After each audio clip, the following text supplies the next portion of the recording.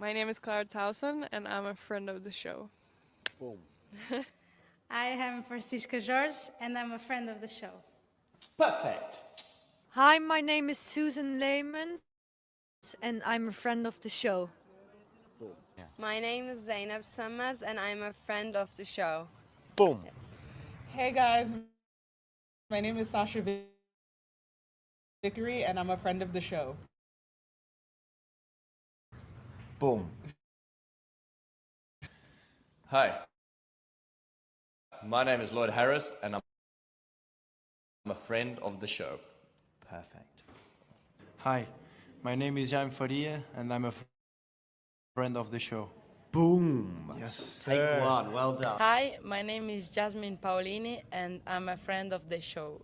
Wow, Jasmine, you got it in one time. Ready? Play.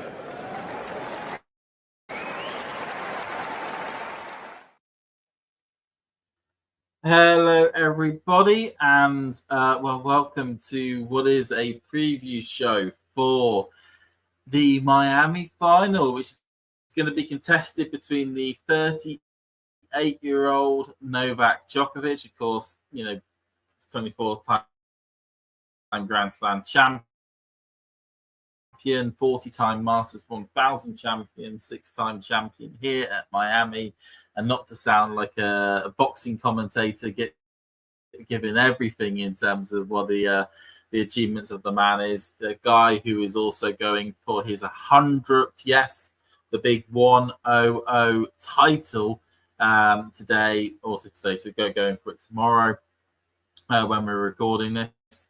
And he is playing a guy who is, near enough half his age exactly, at 19 years of age, in Jakub Mensik, a guy who was seen off top 10 players like Jack Draper and not Artifice. Artifice is not a top 20, not a top 10 player just yet, but he will be soon, most likely. But he also seen off Taylor Fritz in the last round to make what is going to be a very interesting final. I've got Bremer joining me here today. What have you made of the fact of these two being our two finalists? Yeah, I mean, this tournament has had its tosses and turns with top seeds dropping out quite early, opening up the draw. And in my case, I think the first thing I'll touch on was my excitement around the idea that Hamad Medjodovic could play Novak Djokovic in the second round, but unfortunately he lost to Hijikata, so it ruined that chance to see kind of Novak and the protege as he's been supporting his career. But all in all, a fairly straightforward draw for Novak Djokovic. He hasn't dropped a set, and he's gotten here fairly convincingly.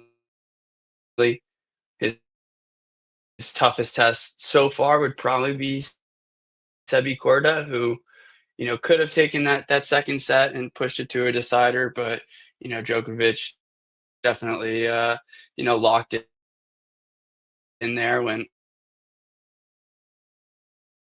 Korda was serving for the set, and made him pay for it. So it's kind of been what we think in terms of the path. It's been straightforward, and we probably thought he would get here once things opened up. But Mensik, on the other hand, it's been a pleasant surprise, especially with all the hype around Fonseca and the crowd and atmosphere he's brought in. Like I used the term yesterday, he's just got a quiet confidence to him. Believes in himself, and his team really showed that yesterday. But what do we want to highlight first here? I mean, the serving expedition, it's been, nothing short of amazing in terms of from round one all the way to here, and especially last night, taking down Taylor Fritz and serving at an 80% clip. That's just, it's amazing. Obviously, guys, we are in a live show, so feel free to comment. We're happy to have some extra conversations for you guys. So feel free to tune in. But yeah, James, what do you think of the match last night? I thought it was.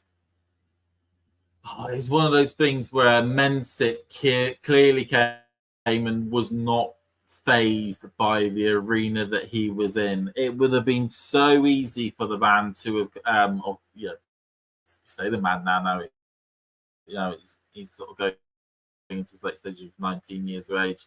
It would have been so easy for him to have been underawed by the atmosphere, by the player that he was playing, especially as it looked like Taylor would start to get a little bit of form back after the injury.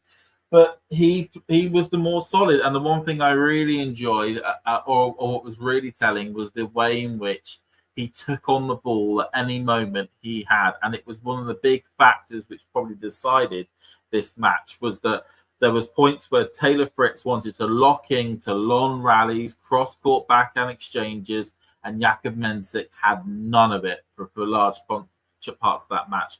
Whenever he sniffed an opportunity to either take that backhand down the line or take a forehand or take a forehand cross-court for a winner, he went for it. And you could tell Taylor Fritz was just, he didn't know what to do in those sorts of situations. And, it's unfortunate for Fritz that if he played a bit more aggressively, that we know Taylor Fritz can do, there would have been a route for him to potentially have won that match, especially after he was able to win the second set by getting a break early in the, or basically in the first game of the second set, to force it to go to a third. But no, that serve that Jakub has, it feels illegal with how good it is. It feels utterly illegal that he should have a serve that good and that consistent, because it's just like, how are you gonna, how is normal tennis players gonna be able to have any say or any sort of time spent in a Jakub service game?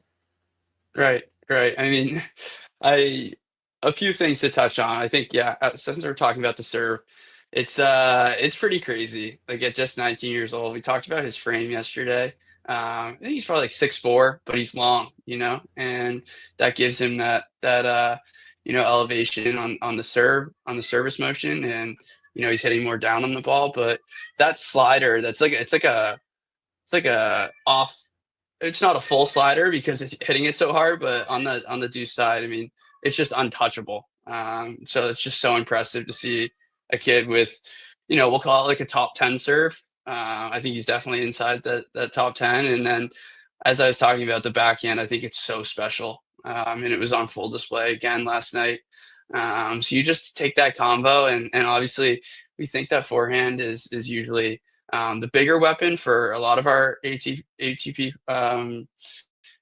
tour players, but his backhand is just so impressive. So I just feel like the sky's the limit for this kid, and obviously we have so much hype around Fonseca, and he's not getting as much love, but it's definitely deserving. And after this run, I feel like people should at least understand on a quick hard court that this kid can compete with anyone. Yeah, what makes you? It's the big question actually that a lot of people are asking is, well, hang on a minute, we're getting all this hype and all this love for João Fonseca, yet here is Jakub Mensik into the final of a Masters event. Why is it that Jakub, in your eyes, isn't getting the hype and the attention that João Fonseca is? Yeah, that's a good question, James. I think for Fonseca, it's been like he's kind of blown up since the Rio Open last year, and obviously playing in his home tournament. I think that's gained a lot of traction. And not last night, it was Monday night where he played Alex de Minaur. It was the most watched match in Brazil ever. So just talk about like the numbers, the ratings he's carrying. I think the name, the brand that he wears in terms of On Cloud and Roger Federer being his idol. He's just brought like a whole country behind him. And I think that's kind of been the difference.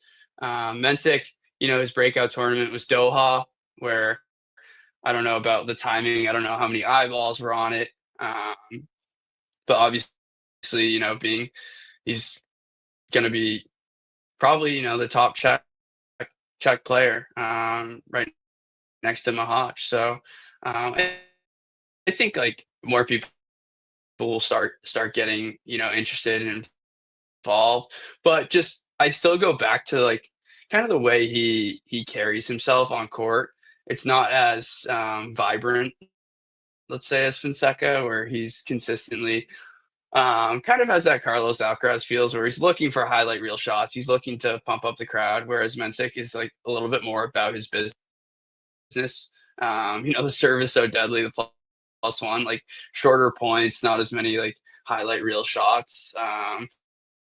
And yeah, like I did yesterday, I kind of compare him to Zverev, where he's sitting behind the baseline. He's happy to rally with you for a while, and if he does get a look, he'll look to go after it. But man, oh man, I just can't stop raving about the backhand and what it can be.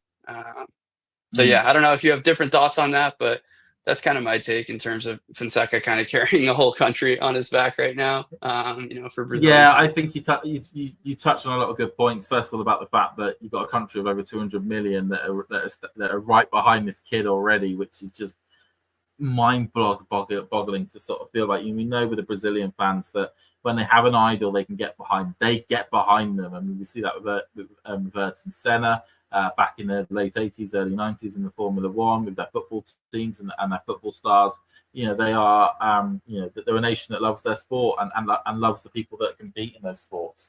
I think also, and then subsequently, Jakub Mensik is from a nation with only 10 million people. He's also from a nation which has traditionally produced quite a lot of really good women tennis players. So it's still a bit of a shock for people to actually pick up that they're now producing lots and lots, barring Thomas Berdych, who was great back in the noughties and late and early teens. Barring those, him, it's mainly been a lot of women tennis players that have come through. So it's sort of a shock for people to get that into this, that they've got this new kid. I think the playing style, is key. It isn't as flashy. He's not going for highlight reel shots. The reason why we all got so wrapped up in Alcaraz so early on in his career, and the same for João Fonseca, is that it feels like he's going to do magic on every single point, and that it's going to sit there and go whoa and wow and oohs and ahs and gasps. Whereas Jakub's almost like filling that sort of cinemold where it's it's solid, it's consistent, it's dangerous, but it's not sexy almost when it comes to the type of tennis that he's putting in forward. I think also we can also allude by the fact that João Fonseca, we've seen this year, he started by winning the US Open. He qualified for the Australian Open, beat Rublev in that first round match on the big court, then went and won his first Grand Slam. I have him disappearing. And then he went on to go win his first title, and then after winning his first title, he's then gone and won the Challenger 175. So we're seeing those big milestones that he's ticking off every single week effectively. Whereas Mensik, it's not really been there so far this year. It felt disappointing. His run in the next gen finals, didn't get out the group stages when everyone was expecting him to do so. Then really hasn't done much to the Australian Open, didn't do much during February, and then all of a sudden we're having this huge run right now in Miami. And questions are then going to be asked, which is after these 2 weeks, which is great. Is this just been a 2-week flash in the pan? And are we going to go back to a more normal type Mensik performances from this week onwards? Or is this the new level? Is this Mensik saying, no, I'm making a bid for top 20, top 10 this year? Deep runs at Grand Slams. That's where I am going to be by the end of the season. Or are we just seeing one great week where he's been able to take advantage of players not knowing how to play him? Yeah, I mean that's something that I'm wondering too. I feel like I ask people, I'm like, "Are you a Mensika?" And I've been on the fence for a while because I kind of alluded to it yesterday, but the forehand ability, it just doesn't look as clean to me. And yeah, I mean, I do want to shout out all of our members here in the chat. Thank you guys for joining us this afternoon, evening, wherever you are. Gene, Jake Davies, Matthew, Ozan. I will get to your Miami Open court question and talking about the players. But yeah, James, I think it'll be interesting to see come clay season how he develops, because now I see Mensik and on a quick hard court, man, like like I said, you can just hang with anyone. And I did like the comparison.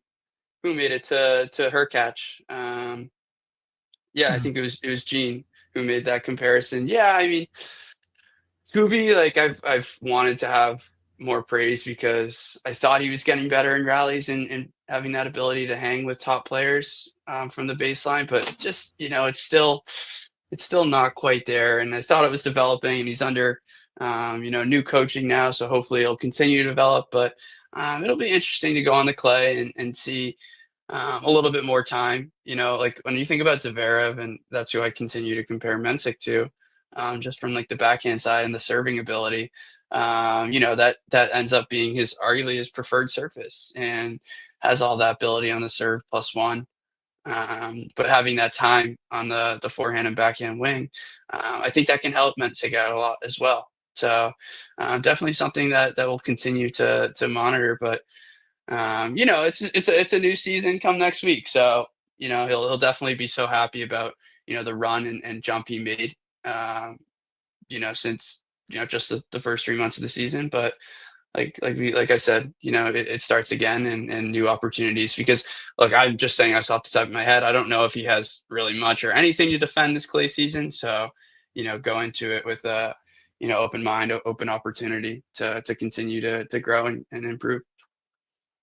And you'd expect, given he's a Czech player and that Czechs do play a good chunk of their tennis on the clay, that he would at least be able to put in a good clay season at some point. And okay, but I think we've waxed lyrical enough about good old Jakub.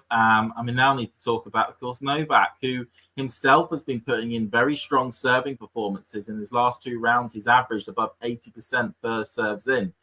He kind of joked on an interview with Sky Sports afterwards that he now knows what it feels like to be John Isner and Ivo Karlovic as a tennis player. And how impressed have you been by Djokovic's run? Mainly because of we've seen in the last couple of years that when it comes to Djokovic at the Masters, unless it's an immediate build-up tournament before a Grand Slam, he really doesn't give a damn, and he doesn't really usually bring a level that suggests that he wants to win the tournament. Yet he's made a massive run here, got himself to the final, and it seems to be looking as though he's trying to make a bit of a statement to the rest of the tour. Yeah, I mean, I think we'll start with the draw and ability, and obviously, yeah, I mean, the last 2 months have been more so like recovery for him, and he's just like we said, I feel like at this point it's picking and choosing his events, and obviously the opponents on the way and on the other side of the court definitely make a difference. But as you said, like he's been recovering, trying to get healthy, coming off the hamstring tear. Got beat up by Berrettini in Qatar, and then Indian Wells. This is his second year going out early in a row. That is, and this year it was to Botic, Van de Schulp. So I think it's awesome for him to be here again in a place that he loves. Obviously, having a lot of success at this tournament, good conditions, and obviously, I think it helps just being in a lively environment with all the stars coming out to play. I know that feels like maybe a little bit not relevant, but I think at this point in his career, he needs certain people and certain opportunities to get up for, and having Serena Williams and obviously Lionel Messi there yesterday. Like he enjoys the environment, he enjoys the atmosphere, and the court conditions obviously suit him quite well. But obviously you look at the opponents, it hasn't been anything super tricky. And Musetti, obviously, I think it was a hard first 4 games where Musetti got an early break, but once again, you're on a hard court. The backhand kind of just didn't hold up for Musetti enough.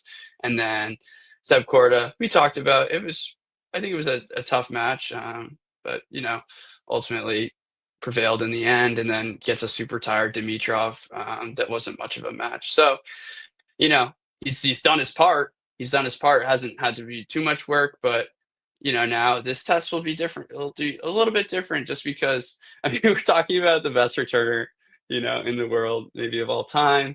So that could look a little bit different. But obviously we've talked about the Mensik serve and how much damage that's done for the last 10 days. So that's I think where we start. Yeah, it kind of feels like that acronage, which is you've got the impenetrable shield versus the like spear that can penetrate anything, and which one is going to break? Which one is going to break first in this contest? Because as you say, Djokovic is probably known as the best returner in the world. What's quite funny is that certainly maybe the best returner of all time is that he's actually probably got the second best returner of all time in his coaching box as well, because Andy Murray wasn't too bad at doing that during his heyday. So, the one thing that was picked up in the Taylor Fritz match for Jakub Mensik was how poor Taylor's returning was and how poor he was in the decisions he made to try and actually get a few more of the balls back. Whereas Novak Djokovic is probably going to be able to read certainly another 15, maybe 20% more of Jakub's balls. And, is that going to mean that we're going to get a few more tighter service games on the Jakub Mensik serve? If we get to some tiebreakers, does it mean that Djokovic could potentially eke out 2, maybe 3 points on the opponent's serve and really put Mensik under that pressure that he actually has to really deliver on his own returning and not just rely so much on his own serve?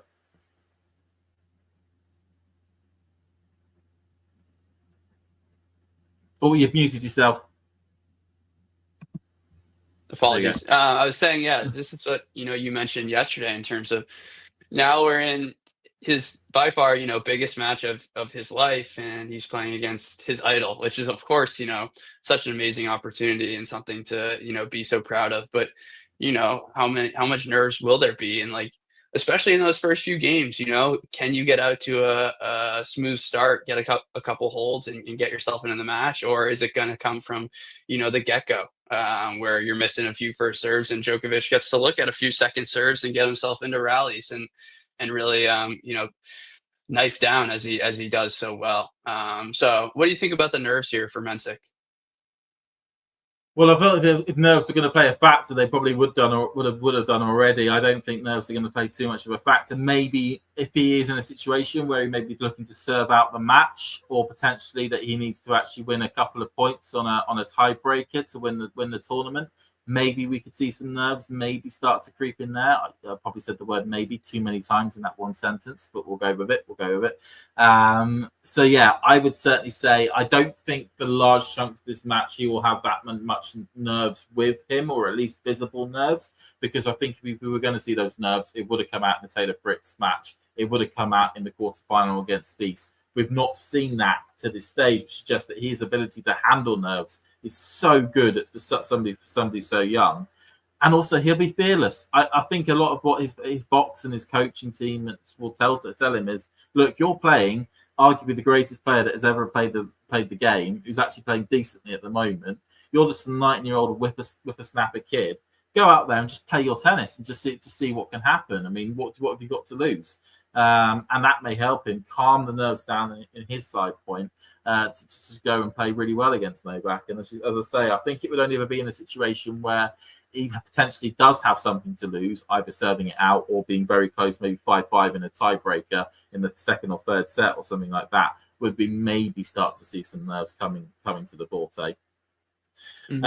So what we will do though is, because we'll just start wrapping this up. Just to remind everyone of the head-to-head, as you can see from the picture just to my left, or my right, sorry.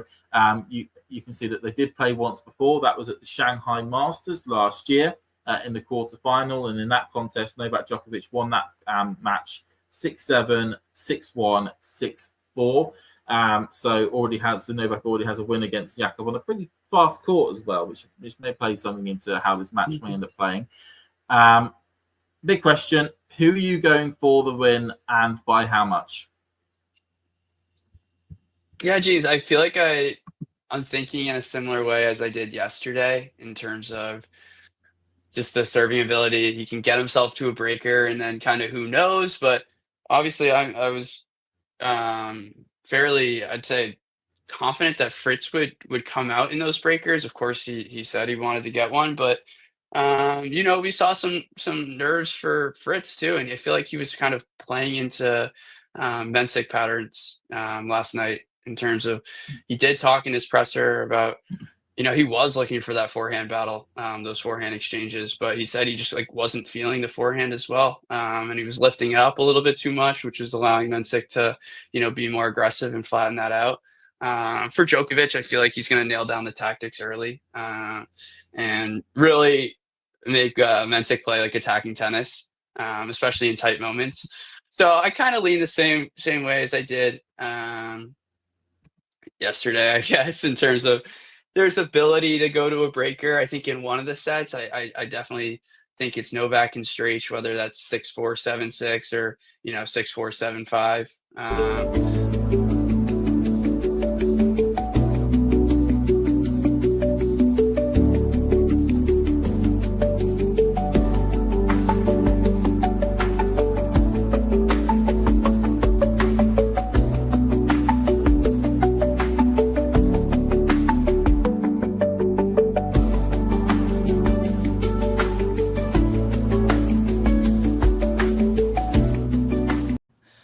My name is Clara Towson, and I'm a friend of the show. Boom. I am Francisca George, and I'm a friend of the show. Perfect. Hi, my name is Susan Leemans, and I'm a friend of the show. Boom. Yeah. My name is Zainab Samaz, and I'm a friend of the show. Boom. Hey guys, my name is Sasha Vickery, and I'm a friend of the show. Boom. Hi, my name is Lloyd Harris, and I'm a friend of the show. Perfect. Hi, my name is Jaime Faria, and I'm a friend of the show. Boom. Yes. Take one. Well done. Hi, my name is Jasmine Paolini, and I'm a friend of the show. Wow, Jasmine, you got it in one time. Ready? Play.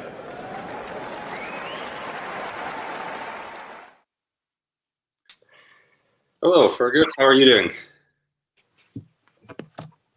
I'm good. How are you? I'm doing well.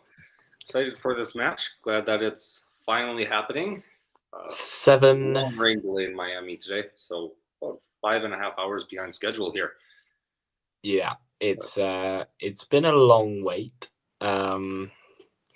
We've all been waiting a long time to see this one get going. Arguably, such an exciting matchup. And we've had to wait a long time. There's a lot of rain in Miami. But this is the last match to be played on a hard court till August. So we will see how this goes. They're just warming up now. I believe we're going to be joined by Brenner in not too long. But yeah, what do you think this match entails for us? I just think it's a very interesting dynamic. Mensik playing for his first tour final in a 1,000 level tournament, and he gets to go up against Novak Djokovic, who is his idol. That's a really amazing opportunity for him. Like, not too many players can say that their first title opportunity is against the player that they idolized growing up. I think Novak has an edge here. Mensik's serving has been absolutely incredible over the last week and a half, but Novak's a fantastic returner. I think still maybe nursing back a little bit from health perspective, but I think Novak is going to get this in straights and join Roger Federer and Jimmy Connors as 3 players with 100 career titles. Yeah, I'm gonna agree with you. I think it's this is such an interesting dynamic. Obviously, this is Mensik's second ATP Tour final. It is currently 1:45 in the morning for me here.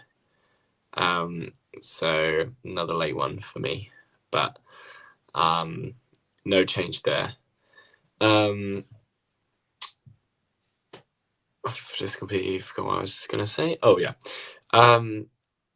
Mensik's second tour final. His first was in Doha last year, where he lost to Kachanov after an incredible week where he had 2 top 10 wins in his debut ATP Tour tournament. But yeah, the serving has been ridiculous from Mensik this week. I think it's something to behold, really. It's Isner-esque, I guess. But he's been so strong off the ground as well, not just on the serve. And when you put those two together, it's really something that it's really tough to deal with. But I just feel like Novak, when he really wants to turn it on, when he really, really wants something, there is very little that can get in the way of Novak, just with the quality of his return and the way he plays in a match, the way he pulls his opponent and suffocates them on the court.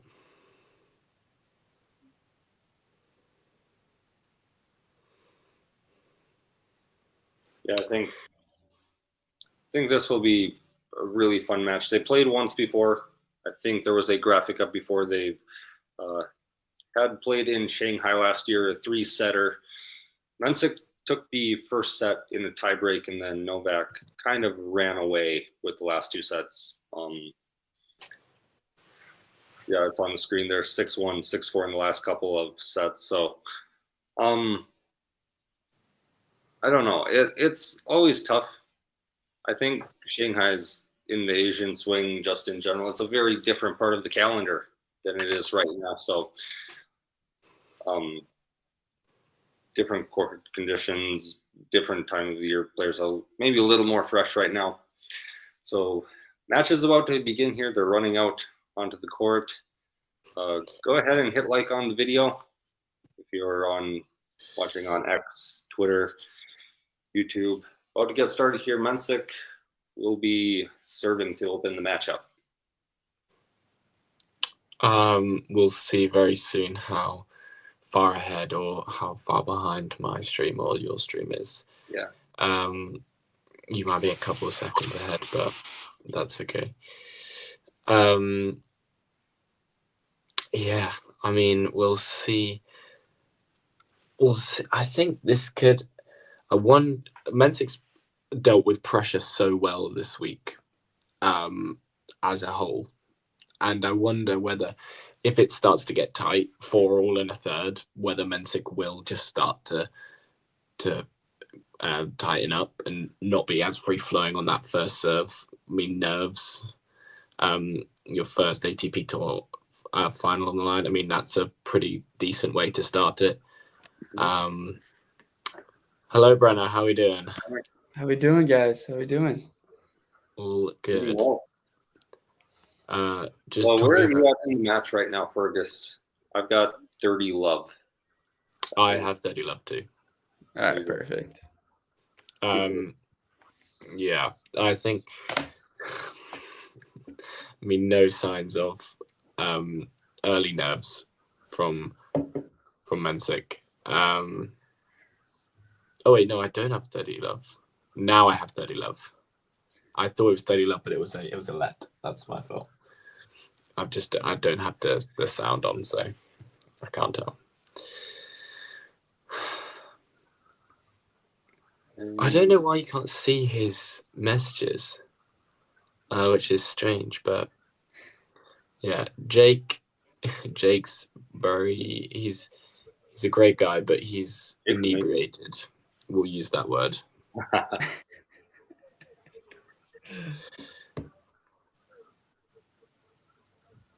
All right, so 30-15 right now. Let me know if I need to pause for a moment so you can catch up. But I think 40-15. Okay. Yeah, you're about 5 seconds ahead of me, but yeah, that's okay. I'm a few seconds ahead of you guys, but that's all right. You can make this work. Absolutely. It was very bad the other day. It was Nick, James, and I, and Nick was about 15 seconds ahead of both James and me. Amazing. So Nick was just commentating on the entire thing, and then we were just giving post thoughts at the same time. All right, quick first game for Mensik. We'll just serve. No nerves right there. If you were watching pre-show a little bit before we went live here, Brenner and James were doing an analysis of the match. So you may have seen Brenner's prediction there. I think you said 6-4, 7-6, 7-5, something like that. Do you still feel that way, Brenner? Yeah, I think it's a tight two-setter. One of them likely going to a breaker. So yeah, I'm like it was kind of the same for me with the Fritz Mensik matchup. One of these going to a breaker. The other might just be a break. So, how about you guys? One break in any set will be the difference. Either side. I think it's more likely that I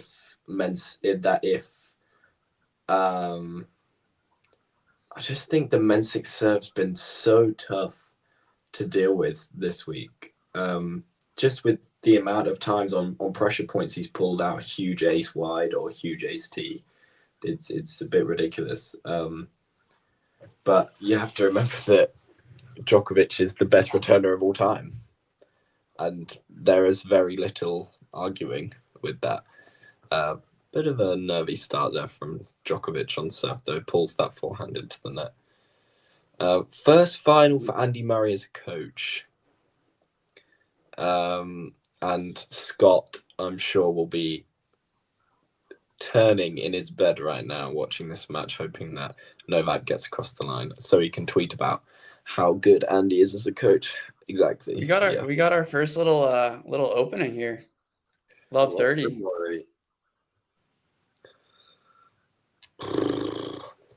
And he's looking at a second serve. I'll slow down, Fergus, but oh no, it's okay. It's interesting. This is fascinating. I mean, I'd be really surprised if Novak is broken early here and already sort of is wilting in this so early on in this final, but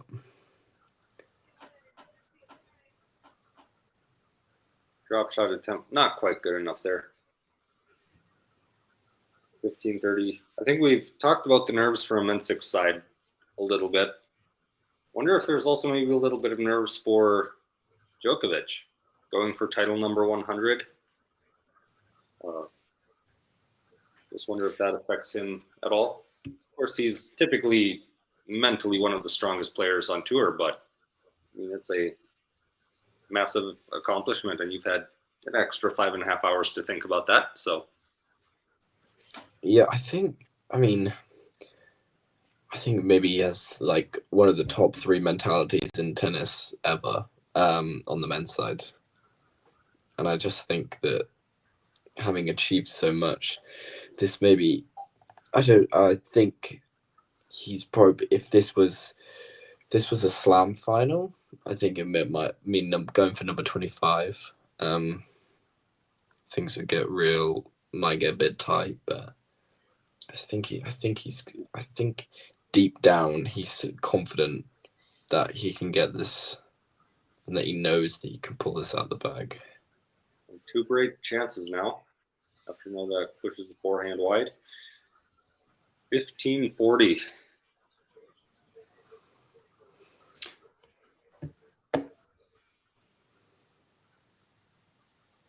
yeah, that was interesting. I mean, Djokovic just like going up the middle there. Just testing Mensik, rally tolerance early. That's what I was about to say. It's not much angle, giving no angle to work with, and especially Djokovic not playing with as much power as he used to. Right.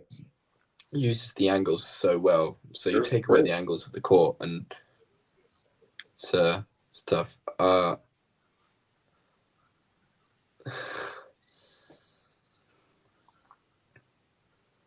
So early break, 2-love.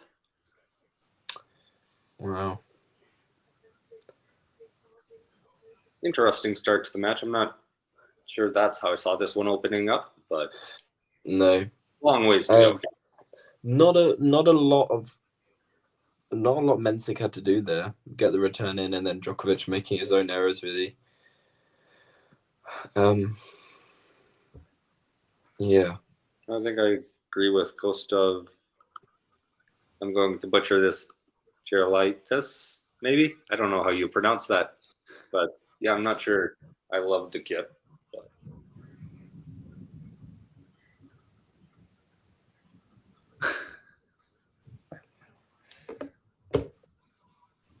Ozan, how we doing? Where are you in the world? You're always with us. Appreciate He's you. Man. he's in Atlanta. I think he's in Atlanta, Georgia. Yeah, I think so. That's what he said last time. Unless he's just making it where he is consistently. Because he's like, no matter what time we're streaming, this guy's here. Love it. The grind is real.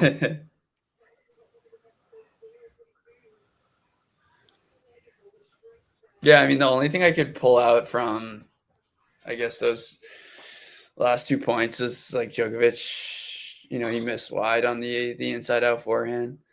Like, it's just going to be interesting to see how much pressure that Mensik backhand puts players on. Because like most of the time, you're +1, you know, is your forehand down the line to the backhand side, and Mensik's just able to neutralize that ball so well, and it just feel like you shrink the court so much. So that'll definitely be something I'm looking out for. And I mean, I've been mentioning it all week, but he continues to like have it come through as the Mensik forehand, like not super fluid, as we see most, you know, ATP top 50, top 100 players. But you know, he's managing to make it work at the moment. I saw someone compare the Mensik serve to the Kyrgios serve, as in super snappy accent, but as in super snappy on the wrist, but super fluid. As in, it's just one huge, like he could just do it over and over and over again.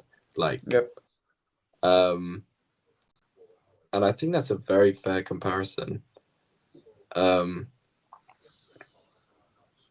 Djokovic showing why he's the best returner in the world in that 30-15 point. But yeah, I think it's just so fluid. There's not much. They say that when you want one smooth action, you don't want it to be a 2-part serve. Otherwise, you don't get as much consistency and you don't get as much power.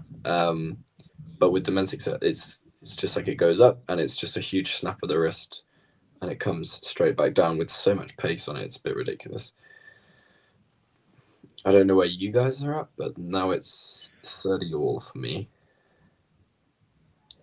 It's 40-30 now. Just finished up point here. Mensik put away a overhead slam. Teenagers to defeat Novak Djokovic. Oh, Nardi must have been 20, I assume. Good call. Yeah. Really solid. Yeah, huge ace wide to convert it. All right, 3-love. Well, I did say one break would be enough. I think Djokovic can't bank on a great return game. I think Djokovic has got to hope that Mensik throws in a couple errors, because I mean that's already Mensik's 5th ace, if I'm right. He's had 2 service games. Is that what it is? I think it's his 5th ace. I might be wrong. It might be 4. Maybe. I should probably pull up some stats.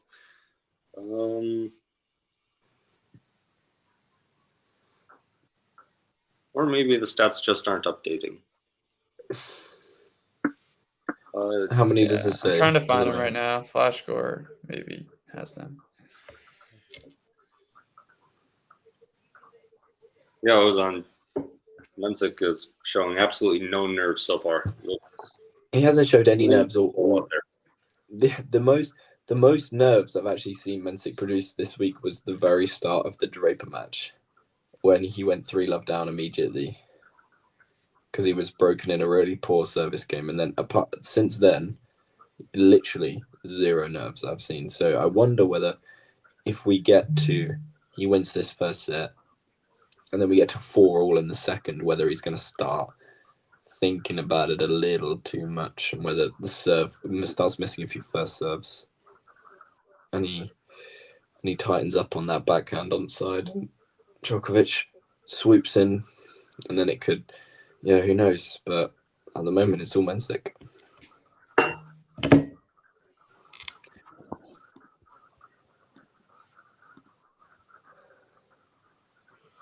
How old was Djokovic when he won his first Masters?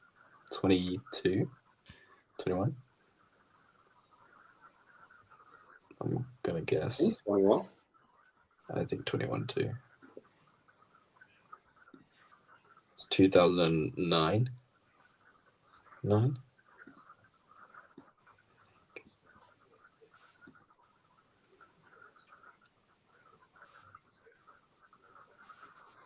Djokovic serving at love 3.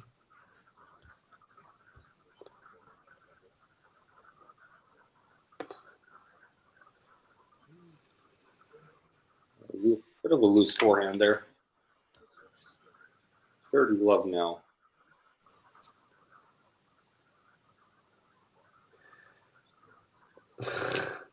Theoretically, yes.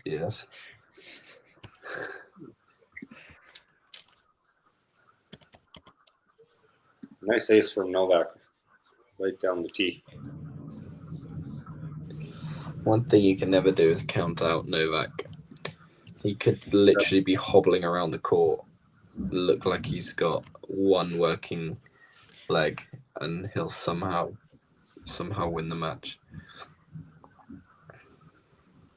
Yeah, I know. I'm already like ready to fast forward to see Mensik try and serve this set out and see what happens. But yeah, I'm ready.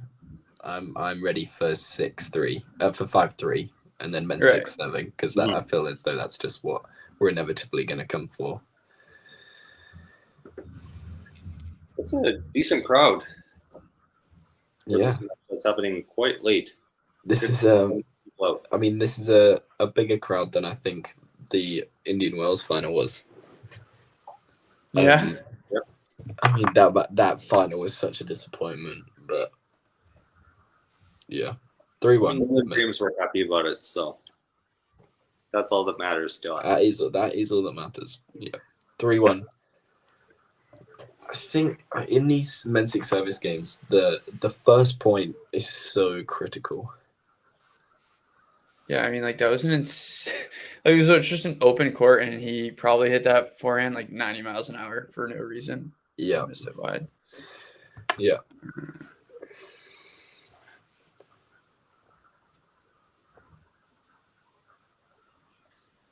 I never said Murray had the second best backhand or two-handed backhand of all time.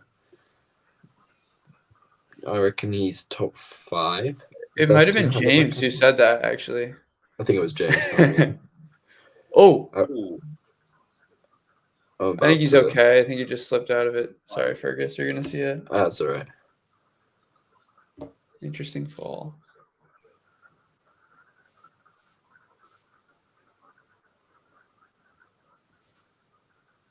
Just wrong-footed him there. Wow. Ooh, Charleston's 5 hours from Atlanta. That was on. I did not know that. It's a good field there this week. Yes, it's stacked. Absolutely stacked. Yeah. As we say, this is like it's such a huge final, and yeah, it goes on. Next week we're straight back into the tour on the clay. This is where the season. This is my favorite part of the season. Me too. April to July, best part of the season.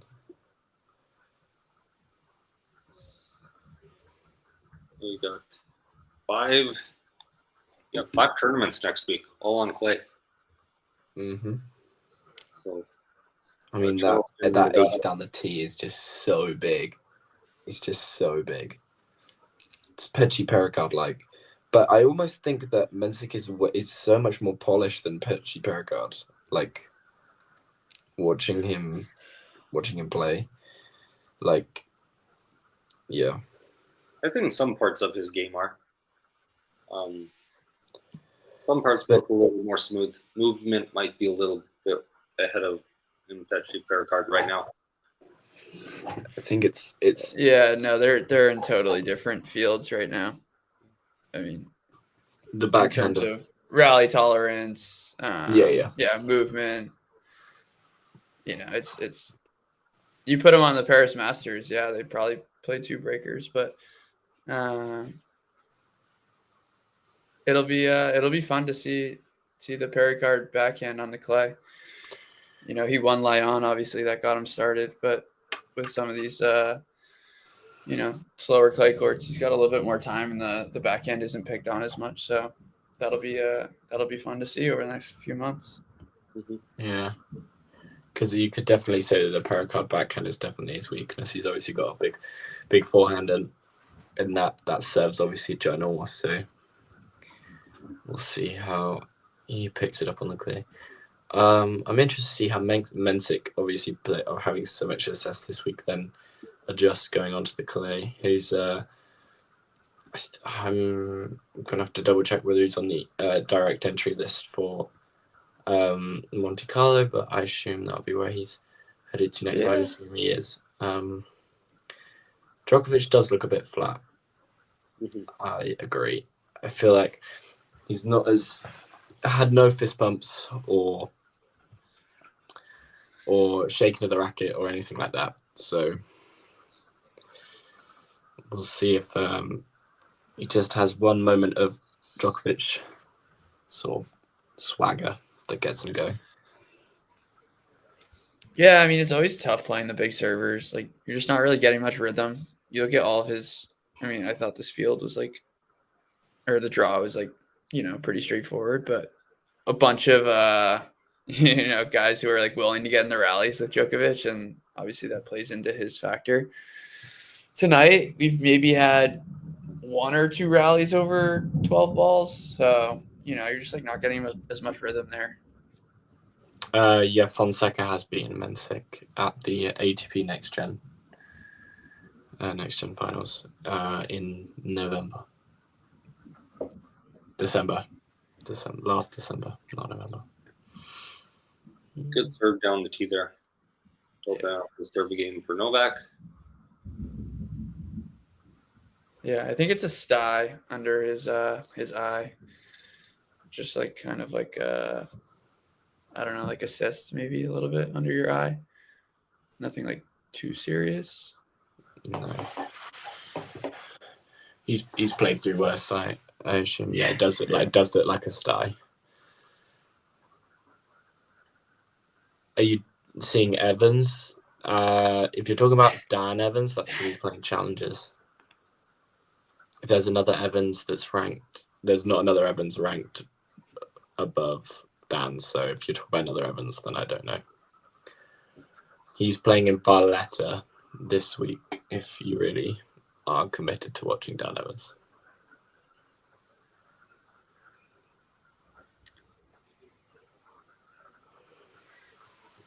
There you go. That was a better forehand pass.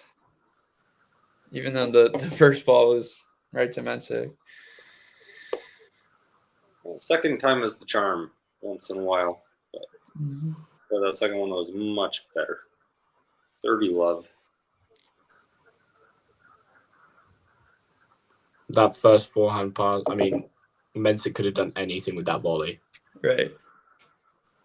And he decided to punt it straight back.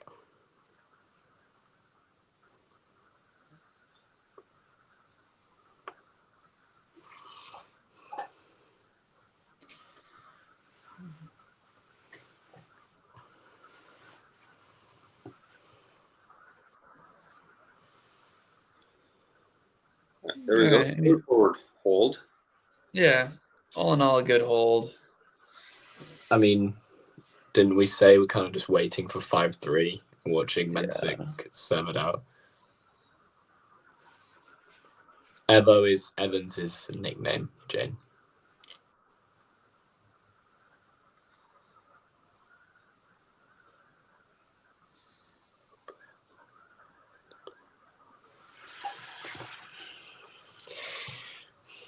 I still think that Djokovic's biggest chance for his title 100 will be Wimbledon.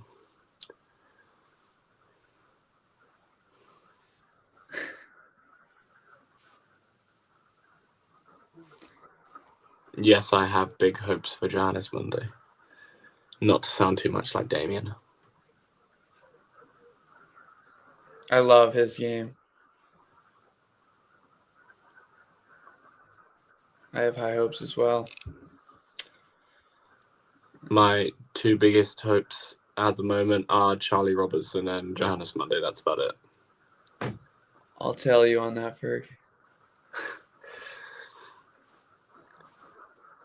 I mean, that's not a picture you want to be seeing early on in a Masters final, is it?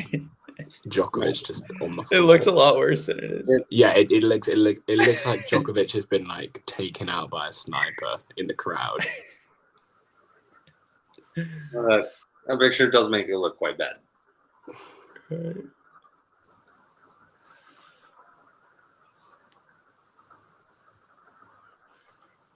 No, Ozan, Really, I'm not. really good for Mensik. It gets even better, Fergus. Wait for this next serve. I'm not a volunteer fan, Ozan, but are you? It sounds like you are. Tough loss today.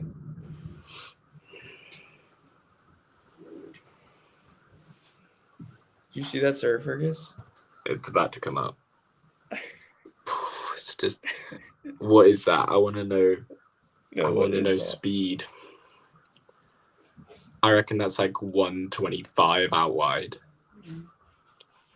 It could be bigger than that. Like,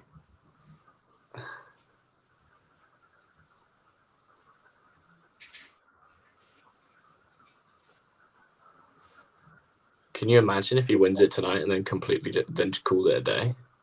He surprises everyone by just retiring on the spot. He just wanted 100 and then he called it. I mean, if he retired after Miami, that would be the most baller thing anyone has ever done. I think surely if he's going to retire this year, it's going to be at Wimbledon, surely.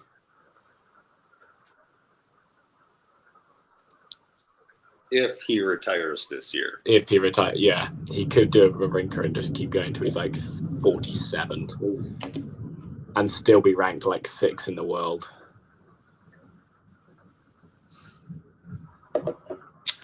It's impressive how, for such a big guy, how good Mensik's movement is. Yeah, it's like the first big point. Second serve here for Mensik. Fergus, I'll let you tell us what happens. First looking for Novak at 30 all.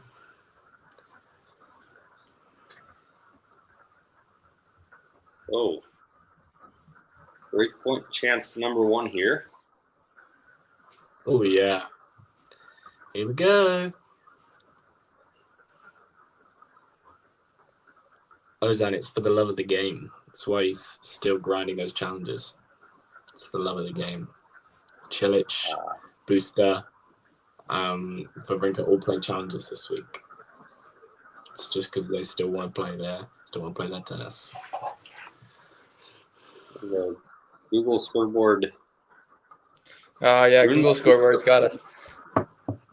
Well, just a tight backhand. Just a tight backhand, you know. Once it go up the line. Oh, yeah. No reaction from Novak. Yeah. But here we go. We're back on serve in this first set. And now things start to get a little more interesting. Yeah, I think the slice tactic will be something to watch, especially to the Mensik forehand. It seems that Mensik loves to play off the pace. You kind of take away that pace. It's maybe something he has to do. I mean, it looks like he's absolutely perfectly capable of generating his own pace, but you give him as little to work with as possible, and just gives you a bit more time, I think, for Novak especially. He's not a young man anymore, as much as he makes it look like he still is. In tennis terms, obviously 38 is still very young for anyone that's watching that's like 40, 50, but, you know. Good save. Good save. Thanks, guys. It's getting late. I'm trying to just keep everyone on side. Okay. Mm-hmm. I don't think his biggest target right now is to catch Fed. He's only 4 behind him. Yeah, I mean, yeah, he's only 4 behind it, but does he have 4 big finals? 4 big, because he's not going to play smaller tournaments. Right. So does he have 4 big titles left in him? Maybe. Yeah. I mean, how long when you get these draws, I mean, no center, yeah. Yeah, you have to bank that there's, you take away no sinner, and I mean, let's say he wins Monte Carlo for no reason whatsoever. Right. I mean, I'm sorry, but like, I don't think there's no like over 5 sets. There's no like, I just don't see him beating center. No, yeah. Also, so he would need to get someone else. But. Unironically, I actually think that Monte Carlo is a huge opportunity for Djokovic to win another Masters if he doesn't get it done here. Because I feel as though that's sort of like I would put money that Alcaraz would win Madrid this year. Just because I just feel like he's just gonna do it. Like I just have a gut feeling. But Monte Carlo's been dominated by Stefanos Tsitsipas recently. I mean, seems that he always just turns it on when at Monte Carlo for no reason whatsoever. But I feel like it's a big opportunity for Novak, and obviously we'll see. But let's concentrate on this one first. I mean, he could win this one. Yeah. And we're just. I think it's an even bigger opportunity for Carlos, given that he's played the event once, I think, in his career, maybe twice. And I'd say like more or less like a disappointing start to the season. I don't know. Yeah.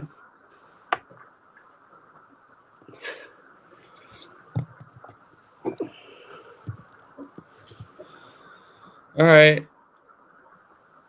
Another small opening here, like a really bad backhand, especially a neutral one, middle of the court from Djokovic. 15-30. All right. Yes, our producer's saying he hasn't won a big title since Wimbledon. Yes, but beating Sinner on a hard court, I mean, to win a 500, I mean, that's not bad, is it? Carson, go for it. That was good. Yeah. Great. That's a better looking backhand. Yes. I'm looking forward to witnessing this backhand now.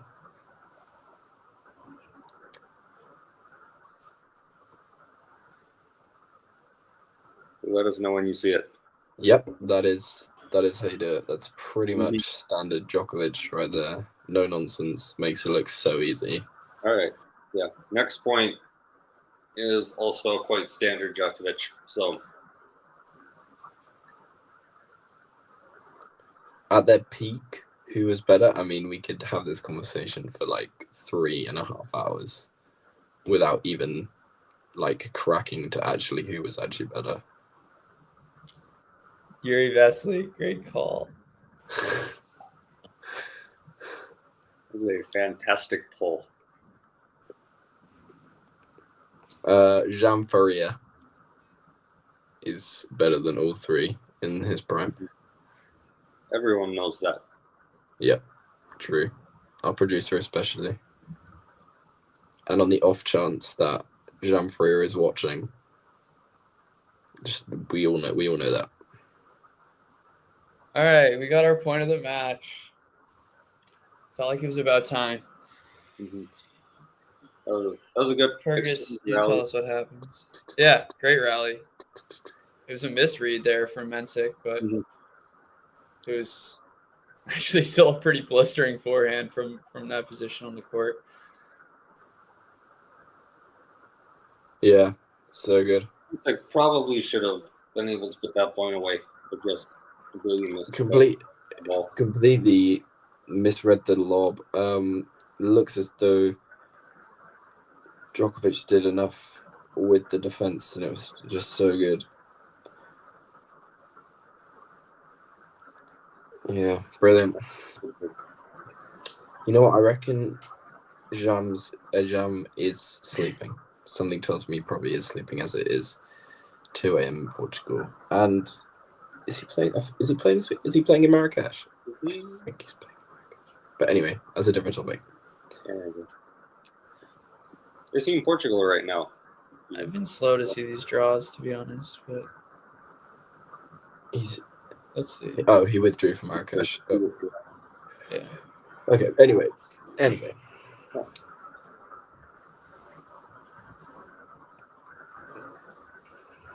Yeah, Ghost. That's what I've been impressed with.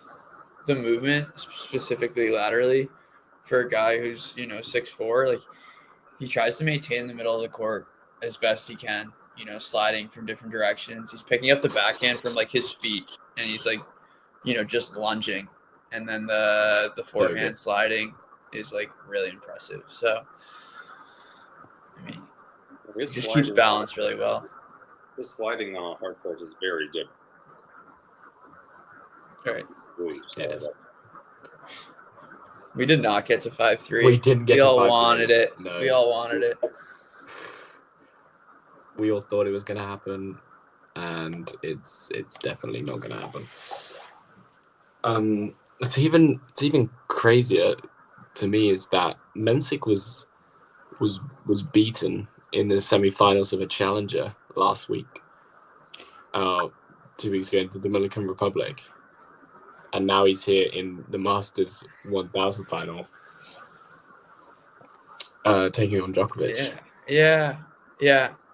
Our It's just how tennis works, isn't it? Right. It's so crazy. That pass from Novak at 15 love was awesome. And then I'll follow up on that comment, Fergus. It was probably a little bit of a calculated loss there. Not, dare I say that, but playing Zumir, like annoying opponent to play, especially with Miami on the horizon. And if we want to bring it up, I mean, Fonseca going all the way.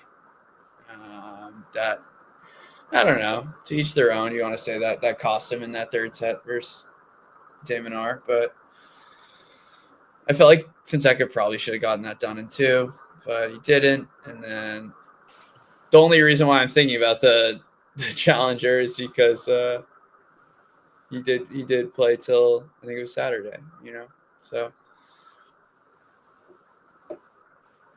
that was in Phoenix, of course, but. Have you been following tennis for a long time? Just like religiously, I'd probably say just over a year now. Probably 2023 US Open was probably when I properly started.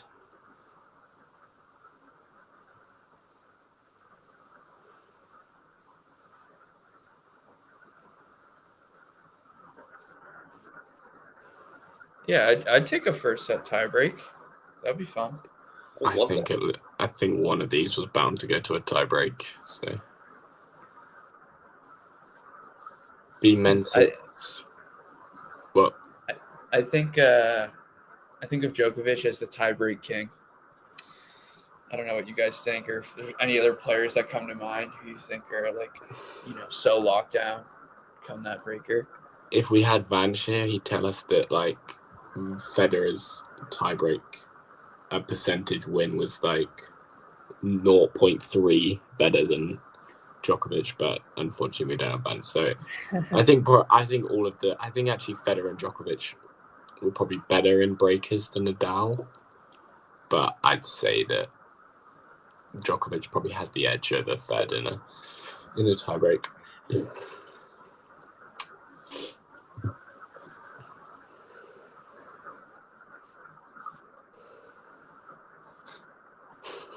I just read Ghosty's comment, and I'm not going to comment on that. It's about Haiti. I just have this first set feels so crucial. Right. Like, again, it looks as though Djokovic has been sniped. Like, the moment he woke up. I wouldn't even say that was the moment he woke up. I'd say that like it was still took another game and a bit, but then Djokovic kind of just instead of hitting it properly.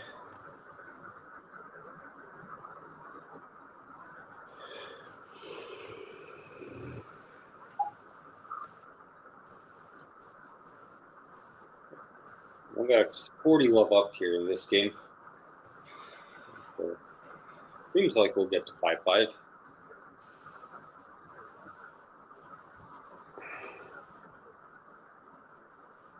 I mean, at 38, still serving 120, 125 Ks is 125 miles an hour. I mean, it's still pretty ridiculous at nearly 38.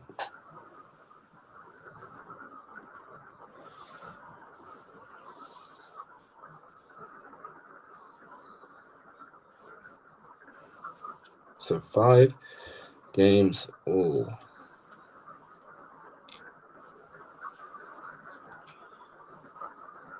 That's a crazy pick from Djokovic.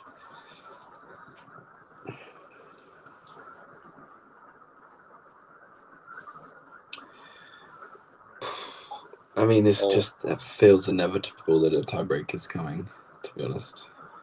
I know. Djokovic goes down again. I don't know if the courts are... I think the courts are still, like, a little slick. Mm-hmm. I mean, what do I know? But those are, like, some pretty big falls. There was a camera that kind of showed at the very start, like, second...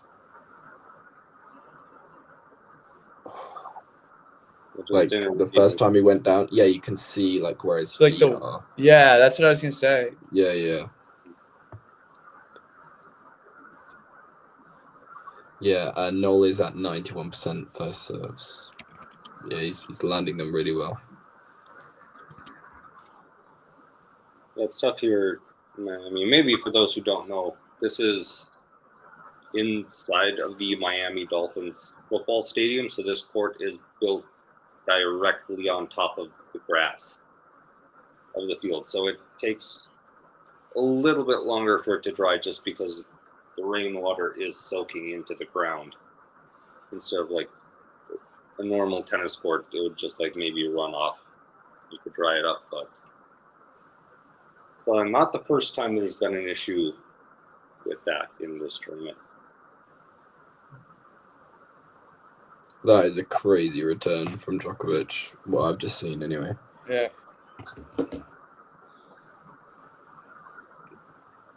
Which makes it look so easy, like it's not coming down at 103 miles an hour. He's just sort of just like palmed it away.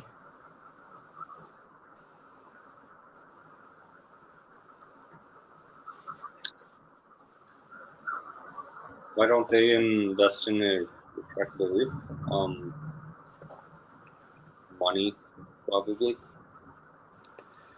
Ozan, if you could email the CEO of the Miami Dolphins and then get back to us, that'd be great. Well, the second answer is we still play football in rain or snow, but obviously it's Florida. So it doesn't matter to them. But James Blake, I guess. Hey, William. Yeah. It's a bit hit and bust from Mensik at the moment.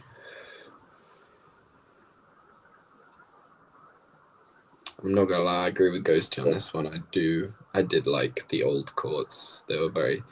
I wasn't a tennis fan at that point, but looking back at some of the old matches, like the Kyrgios Federer Classic in 2017, I think it just looked so much cleaner. Yeah, it's called Key Biscayne. Mm-hmm. Great.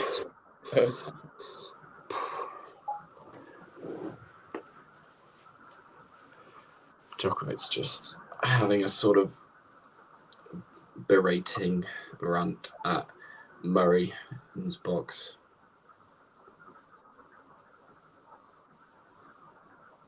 So Mensik will get at least a tie break out of this first set, which, I don't know, maybe if you tell him that an hour ago, I think he would feel pretty good about how this has gone so far. Yeah. I mean, not half an hour ago, but an hour ago, 100%. Thank you guys all for subscribing. 13K. If you haven't, please do like, subscribe, share, tell your friends. 13,000 people. That's what we like to see. Ghosty said earlier, 14,000 by Wimbledon. Let's do it. We want 14,000 by finals day of Roland Garros. That's how ambitious I'm being right now. Finals day of Roland Garros, I want 14K. I like it. Well, that's putting a few more eye drops in. Yeah, seems that he's just trying to manage that style that he looks like he's got. Yeah, so a little opportunity here for Mensik. Look to step in on some returns, take some things early. You know, maybe a backhand, inside in on the deuce side. Maybe look to get to the net. You know, mess around with this game a bit.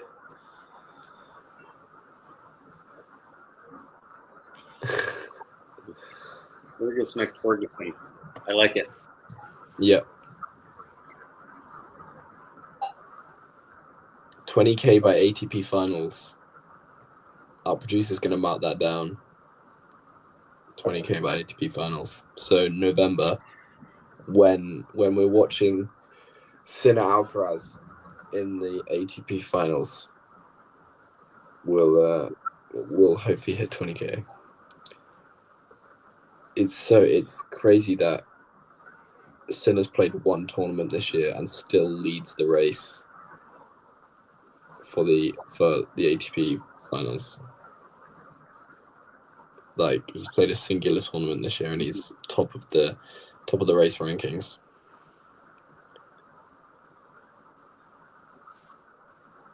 That's a silly good drop shot from Djokovic from the baseline. There's not many people that can do that. That was Right.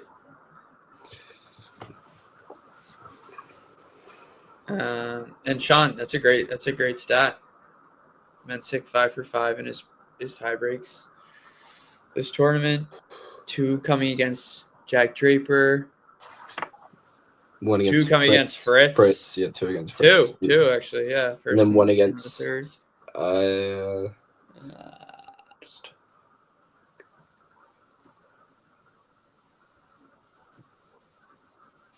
There wasn't one against he didn't have one against Batista Gu.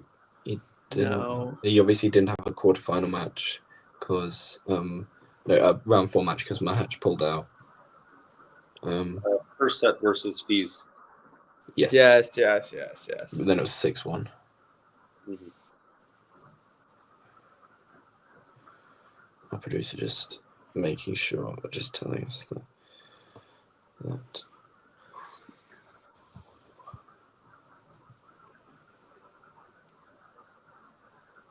First set breaker does look like it's on the cards. Alright, well, Google spoils it for us again, but at 40 left, maybe was a bit predictable. Not a great return for them. Misread that one a little bit, it felt like. We got first breaker. What do you guys think? That's what I thought beforehand. I just think Novak is the tiebreak. If this is like an King. 18-20 first set tiebreak, like it's like an insane, like I could actually see it being something like 10-12 first set tiebreak. I'm gonna go Djokovic though.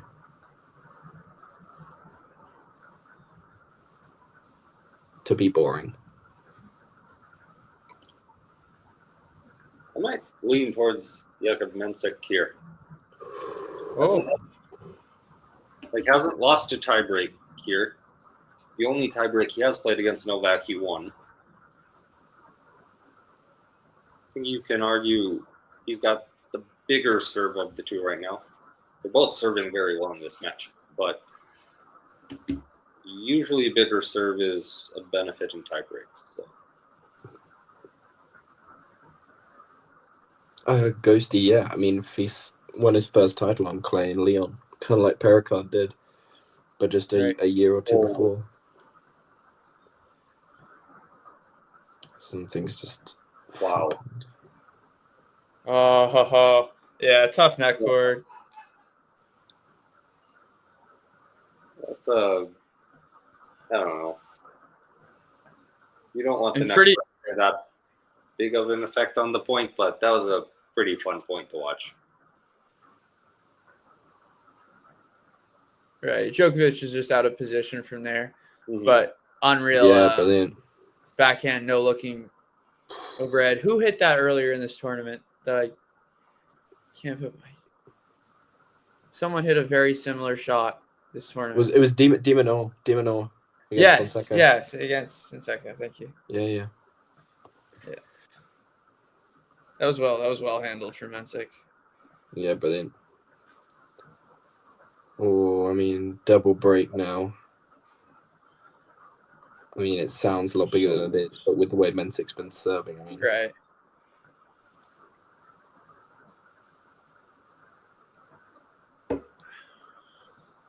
One at a time. One at a time is very, very true. Mensik could throw in 4 double faults. We just don't know. He hasn't double faulted yet, so maybe commentators jinx here. But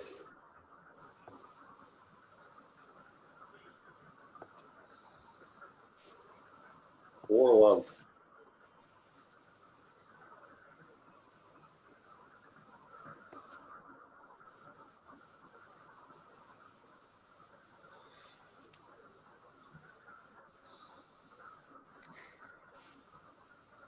Well, net cord on match point. Murray Berrettini, AO 23. That was crazy. 5-setter.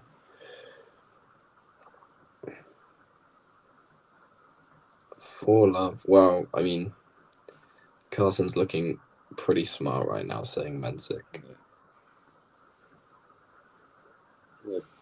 Yeah, this court coverage is just like really impressive from Mensik. And, for love, kind of like Djokovic kind of feels out of it, goes for the drop shot. I don't think it was the wrong shot, but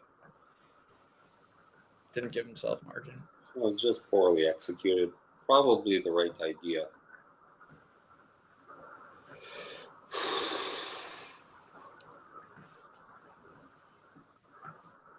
I love now. Wow. In case anyone wants to know what Ozan's talking about, he said that Ialas Swiatek would be a double breadstick for Swiatek. And obviously Swiatek lost 6-2. Ozan, if it makes you feel better, I was thinking similarly and might have told some of my friends those thoughts. So I'll be honest about that one. I did not see this run coming from Iala, but it was fun. No, Ghost. I'm not related to Stevie Nicks, unfortunately. That would be pretty cool. Well, it's the one.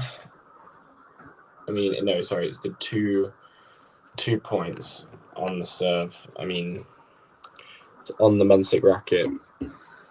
But I mean, I guess this is when we'll see whether if Djokovic wins this next point, whether Mensik will start tightening up or whether he'll just still be as free flowing as he has this entire tournament.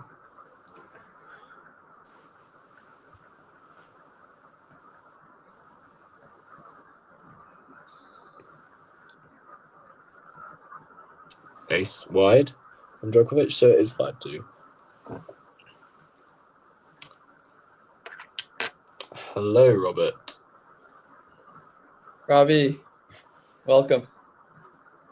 It wasn't even a bad return from Djokovic, but Mensik getting up in the court, taking it early. And I think he hit that forehand like maybe right off the line, maybe a ball inside the baseline. So Novak just forced to go with the defensive lob. 4 set points now.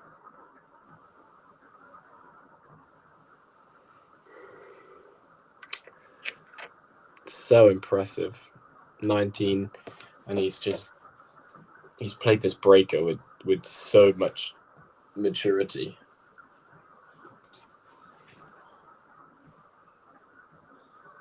Oh, that was in.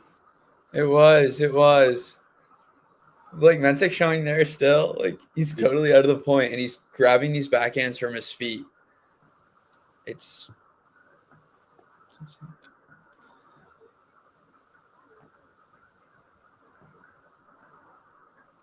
Right, Novak saves the first one. Oh, I mean, if you're gonna paint the lines, it's a good time to do it. Yeah, he mishit that forehand, Fergus. He apologized. Yeah, but I mean, you 2 first serves, and then things get really interesting. But you still have to think that Mensik's going to wrap this up.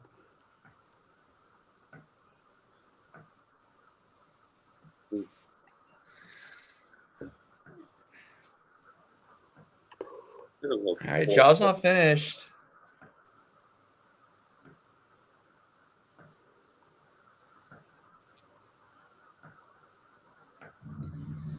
Yeah, I'll be honest. I'm not quite a Mensicko yet, but I have been,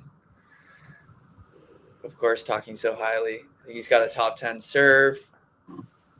I'd say he's got top 5 serve. At the moment, that's easy to say, Fergus. But yes, yeah, needs to do it in more than one tournament. Right. And on the clay and whatnot. It's a superb point from Mensik. Oh my gosh.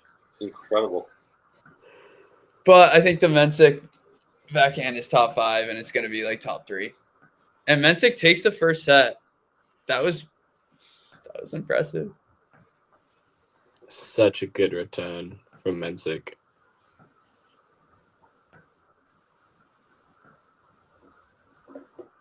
Novak. So well constructed from Mensik.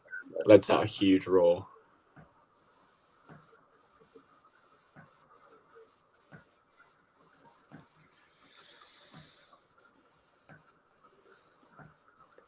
Seems like he might be unhappy with some court conditions right now. Umpire's going down to look at the court.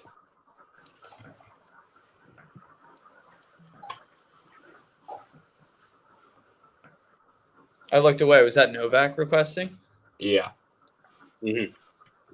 Yeah, that was Novak. So, last teenager to win a Masters was Runa, surely. Oh no, Alcaraz. Yeah.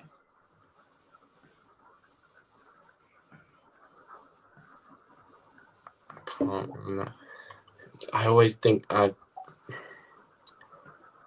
it's always so tough to have to remember that Alcaraz is still 21 when he's been around for so long.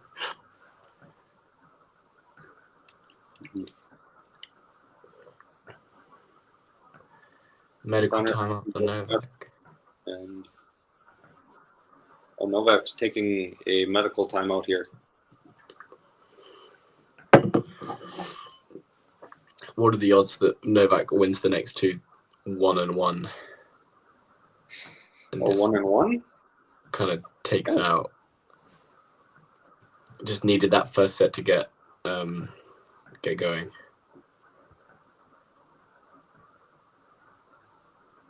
I mean, there's still a decent chance he can win the match here.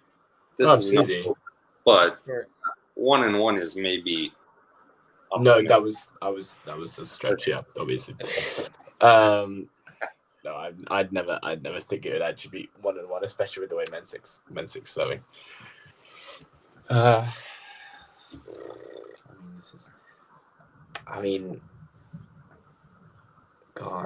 I really actually can't put my finger on this now. Whether Novak puts together an outrageous set of tennis and kind of just shows the experience and the quality of himself, we'll see. But did Djokovic call for a medical timeout? Because it looks like they're ready to go. Maybe. Yeah, Ghost said in the chat that Novak had an MTO, so I'm. Unless Ghost. And he just changed. I just saw him change his shirt and maybe some new His kicks. shoes. He's changing his shoes, I believe. Yeah. No, I don't think so.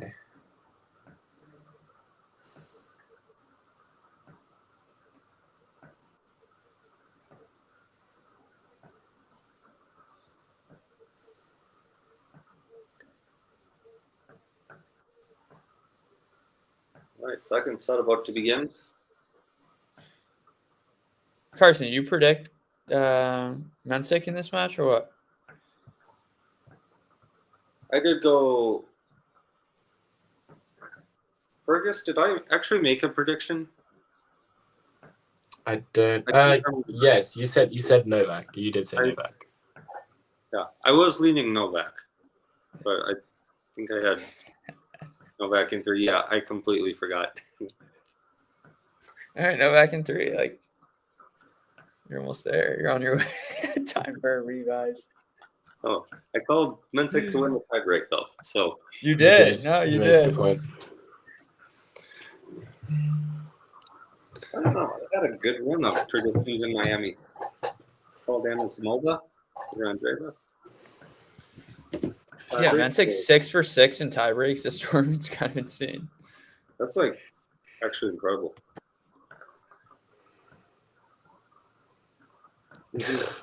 Yeah, I'm living off of that to make everyone forget my Australian Open prediction. Didn't you say Rebecca? Navarro. Oh yeah, Navarro. Oh yeah, that was a Let's terrible. go. I love that call. That was a terrible show. I mean, quarterfinals wasn't bad. Yeah. We got knocked out in the first round, but Yeah, and it was a fun match for Iga. I mean, she got bossed, but like those rallies were fun. I don't think you can quite say that Russian and Belarusian women are dominating 25 when an American won the AO, the one and only slam to have happened so far this year. But yeah, when Carson goes big, he does go big.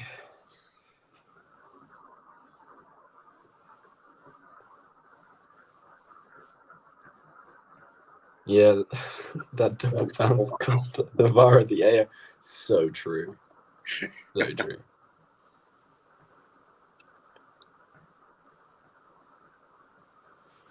Pretty standard service game for Novak to start in set number 2. Serving spots have been crazy.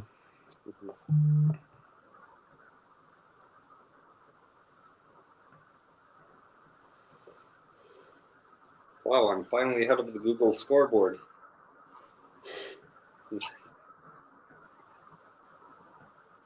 So am I. Yeah. There you go. The eternal battle continues. Anisimova, Andreeva, Sabalenka, Schneider. Well, Anisimova isn't Russian or Belarusian, and I don't exactly know what Schneider's done this year of due note. So I'm going to need a bit more explanation on that one. She did just win the doubles here. Yes, yeah. But as far as singles, I don't know what you mean. It's been a slower start to the year for her. Yeah. She made so much progress last year. Was born in Moscow, I believe. So, like, born in Russia, but she is American. Maybe that's... Ghost, what's your problem with Navarro? Yeah, actually, like... Navarro lost because God is good. What's that mean? My bad, Ghost. I thought you were specifically talking about singles. That wasn't me. Yeah, I think Schneider's such a good player. She finished last year so strongly, winning that title in Hong Kong. I mean, that serve from Mensik is just so big. Oh, no. Didn't quite need to be that good.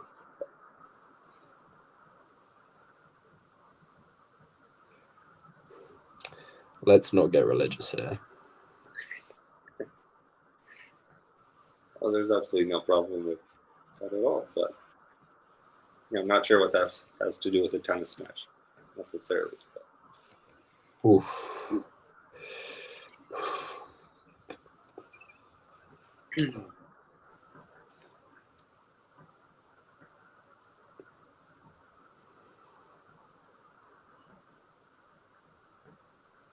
we go.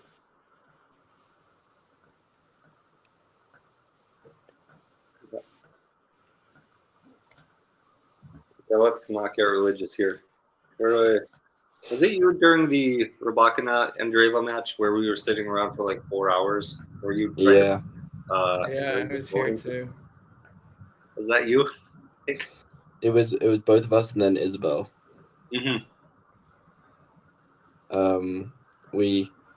It was like 10 to 5 in the morning, my time.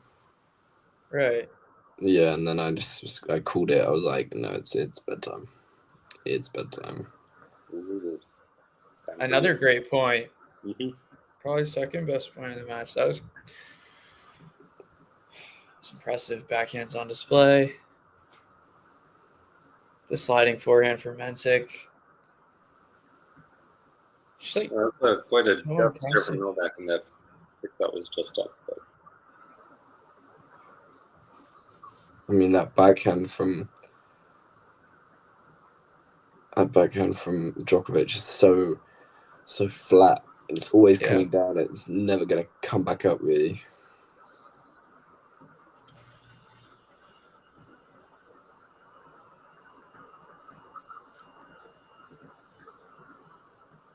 One all now. Good old. Yeah.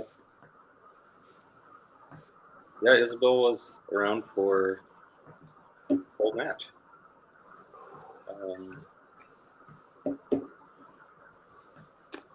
Well, that's a good question from Ghost. Is it the camera angle or does Mensik just take the ball low? I think it's a little bit of both. I think it is. I'd say it's like 60-40. Mensik's a big guy, so he wouldn't want to take the ball too low. Otherwise, he's going to find himself struggling to generate enough topspin to get it up and down, especially with depth.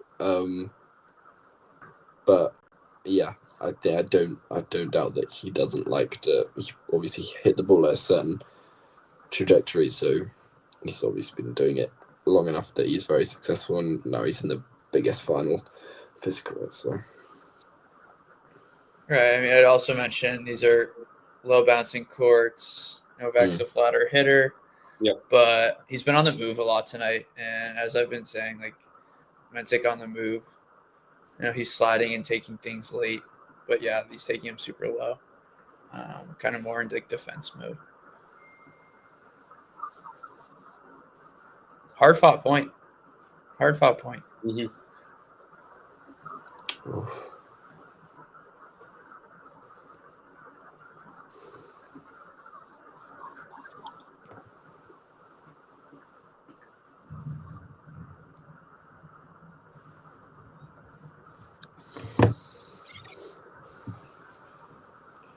if Mensik wins here, the Czech will have 3 seeded men at Roland Garros if they all keep pace with each other. All in between 26 to 32. Lehečka, Mahach, and Mensik. Czech, and then obviously you have Bushkova and Milkova on the women's side. Czech tennis is doing very well for itself at the moment. That was a good slice from Novak.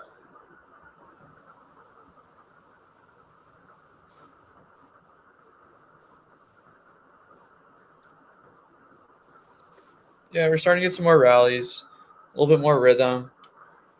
Djokovic, going back behind Mensik there. Just starting to get a feel for him a bit more.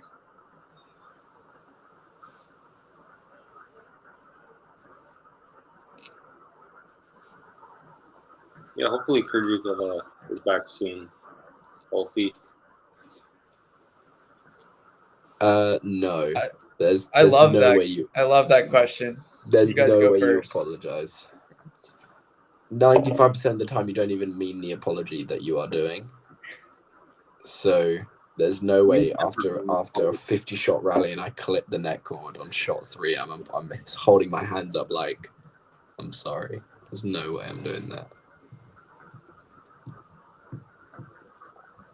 We just potentially played out a full minute rally. Super easy for Novak. Hitting his spots. Noskova, obviously. Yeah. I mean, there's so many Czech players. Czech tennis is doing very well for itself at the moment. It's nearly 3 a.m. for me here.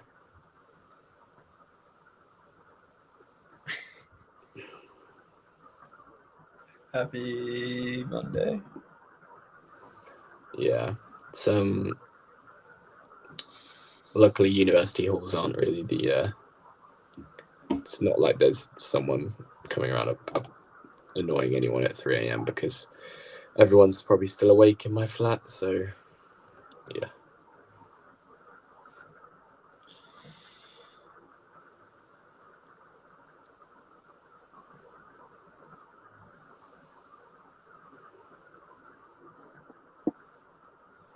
I think I agree with this take. It's green. Yeah. If it doesn't end, if it's not the reason the point ends, probably not apologizing for it. But.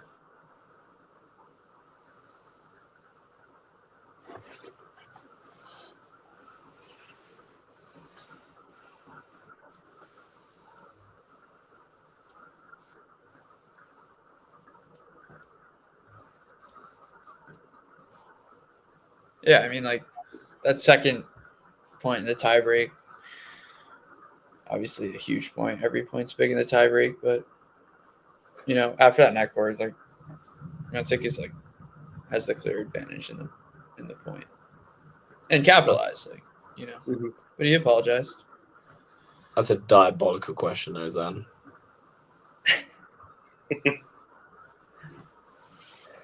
Why don't you give us the answer? I'm tempted to know what you think, actually.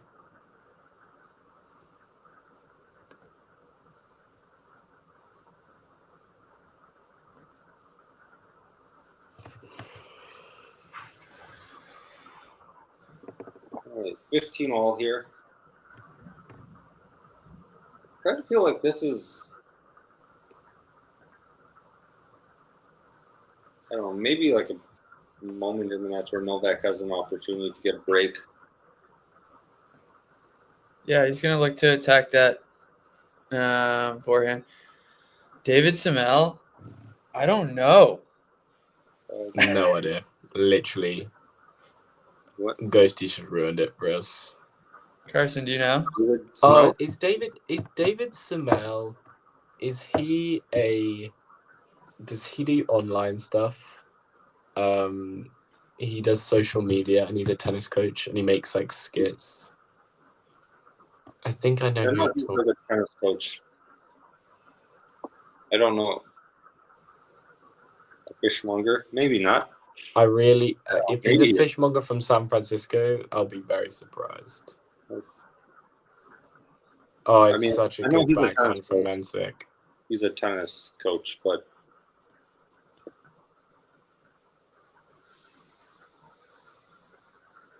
Ghosty said that in the chat. Anyway, so that backhand from Mensik is so good. Right. Is he like a badminton coach and you're just completely throwing us off? I think we could spend the rest of the match talking about this, but David Semel. Dude. Mensik is giving him all he can handle. Yeah, great rally. That backhand back behind Novak. So he's been on talking tennis, but not for a while. Why hasn't he been on? Such a good rally. Right. Be back in a sec. David somehow I don't.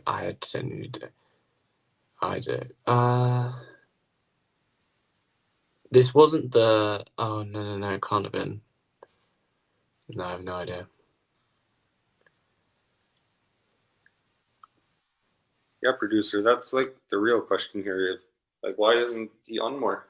We should all get to know him more.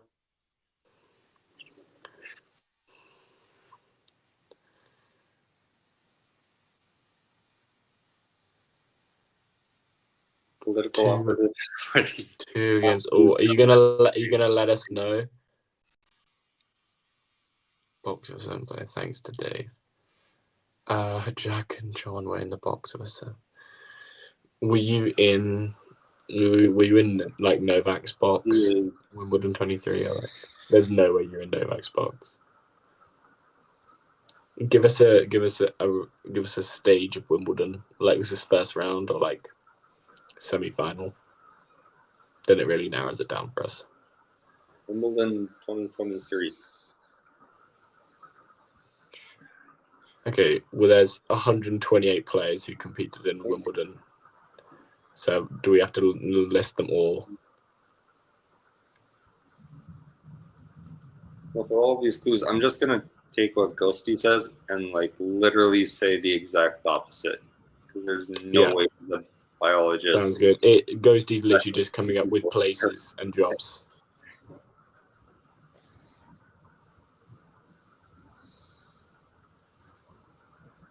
I doubt he's a cattle farmer in Western Australia. Should narrow it down to about 5. Oh, is he Czech? Or they Jack Czech? and John. Jack Draper? Is that the Jack we're talking about? No. Is that a doubles prank? Was it? Oh, no, it can't have been a doubles. Yeah, no. Jack and John. Oh, but he was a Brit, so he must. That's what I'm saying. Oh, he's a. Jack Draper. Was it Murray? Were you in Murray's box? All right, as we're talking about that, we got there's Rich double. This is an interesting point. Good. And it's an ace down the tee. There you go. 15:30. On a good train. Was it? So yeah, we'll come back to set the change. We're gonna think a little harder. Mm-hmm. Yeah. And still an opening here for Mensik. 15:30. The first double fault of the match. What a time to throw that in. First double fault for either one. They both Yeah. really well.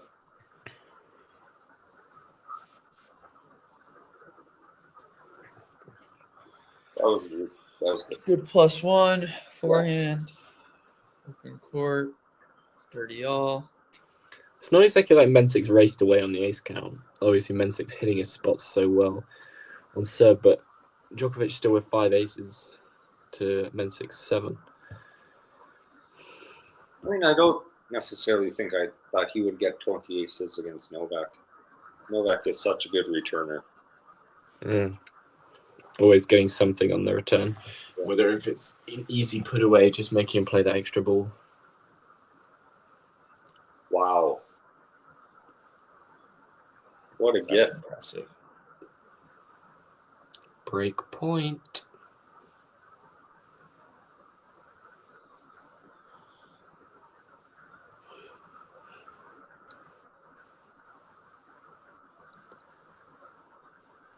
It does look pretty humid out there.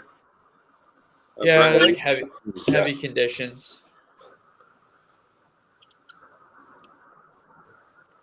Well, is this the moment? Let's see. And free point. Tee serve, beautiful. Willie, how we doing? Thanks for joining. Any predictions from you, William Jordan?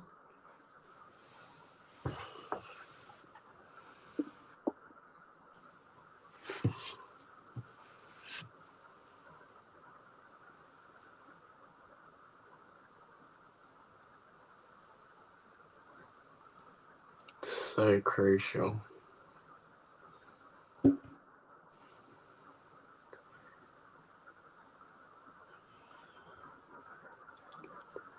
I never actually thought I'd have a little bit of nerves for a match like this, because obviously I have nothing riding on this either way, but feeling a little bit nervous for Novak here. Juice. Right.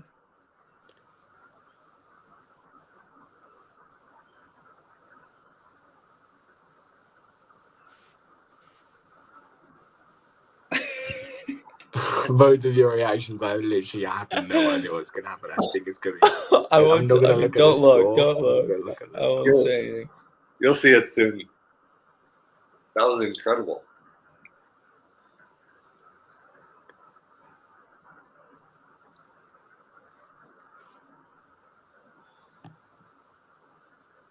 That's crazy from Mensik. Like, zero reason to be quite that aggressive right there, but that's amazing. That's crazy. Oh, it started off the return too. He blasted that return at Joker's feet. Wow. Oh, incredible volley. That was good. That maybe only the second or third time he's done that. That hasn't come in too often. Yeah, that ball dropped a little shorter, and he was playing his odds there. He's like, yeah, I'm not going to get that up and down over the high part. Going to have to play deep and make him pass me. And that was just such a volley. Such a good volley. Yeah, like I was saying, our producer pointed out that return on break. Was it break point? No, it was deuce from Mensik, just stepping in on a second serve, ripping a forehand. Nice. And a good ace out wide from Joker.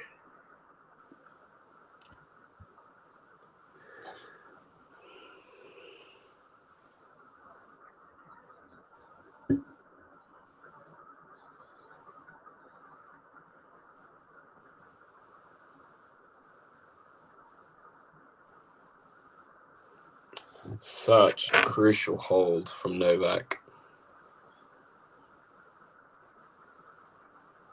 And he lets out a roar. Let's go.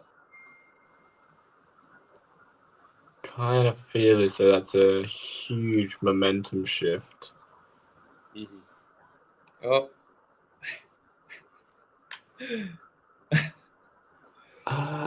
That's the most emotion we've seen from him.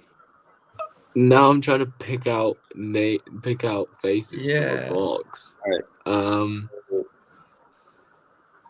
So we know he is a tennis coach. 22. I'm trying to think of the player that it would. And we know it's not Draper or Murray. I mean, Brody? Was it Brody? I was gonna say. Was it Brody? Yeah. That was the only one I could think of. Boom. Let's go. Yes, it's Brody against Rude. I was about to say, because Murray lost to Tsitsipas round 2. Right. Murray lost to Eubanks round 2. Draper didn't play. And then the only other guy was Brody, who made it to round 3 after beating Rude in the second round in 5. Yeah, Liam Brody. Shout out Liam Brody, won a ITF 15 title today. He's got a lot of coming back to do, but yeah, it's a start. A rough year and a half for him. Very rough for a year and a half. Lost all of his ranking points pretty much. Yeah, William, I'll point that out. Djokovic stamina, I mean, it's been kind of a fairly casual run here. Hasn't been pushed. I did mention in the preview, coming off the hamstring tear, but he hasn't, gone far. Lost to Berrettini guitar, and then Botic in Indian Wells. So the giant killer. Just been focusing on his fitness. Yeah, Brody reached 80 in the world, and he was playing some really solid stuff at AO 23. Did he hurt his wrist? Yeah, he had an injury. He had to pull out of pull out of AO23 after he played Rublev in Hong Kong, played a really solid level, and then sort of since then just nosedived, couldn't get anything going, and then a lot of injuries and stuff like that. Really, no, he was it was 80. His top rank was 80. Bang on. Don't question me about Brits. Don't question me about Brits. 90% of the time I'm right.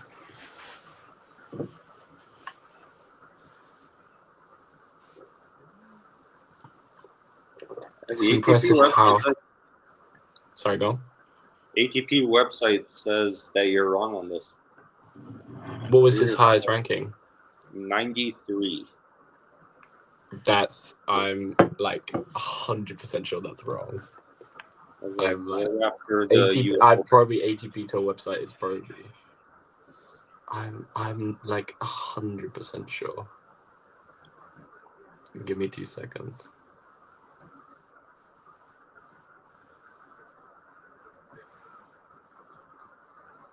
That stretch from Mensik is crazy.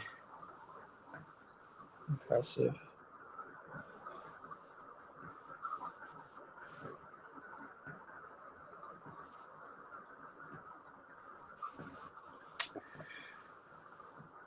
You are.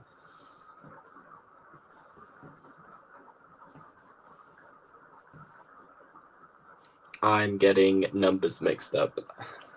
That's my fault. That is my fault. Yes, I'm wrong. Yep, Carson rightfully calls out me because I'm wrong. Yeah, I mean, I did Google it first, so that wasn't from memory or anything.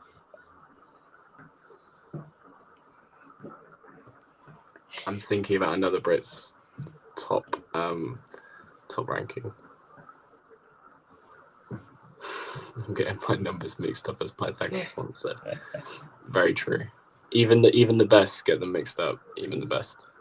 I'm sure Vance has messed up a couple times before. No, he never messes up. Never in the. I don't actually know how old Vance is, so could be anything. Relatively straightforward hold for Mensik. It's 3-all here. Novak seems to be playing better the last 10 to 15 minutes. Yeah, he was motivated after that hold.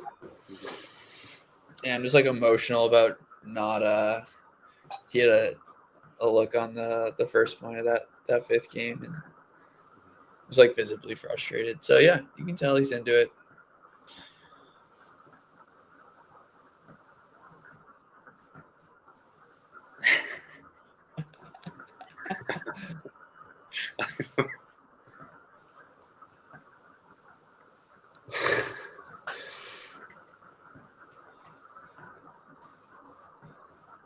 That's funny because I will say they have live TVs on kind of like the stadium and grandstand on the outside that are almost like ahead of the live. Like you see the point finish and then you hear the reaction from inside the stadium.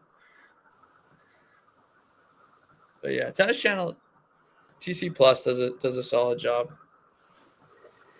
It's gotten so much better in the last year. Right. They've done a lot of work on it. I'm actually quite impressed with it. Yeah, last year it was like 2.5, almost like 3 points behind. Mm-hmm. And now it's like, 1.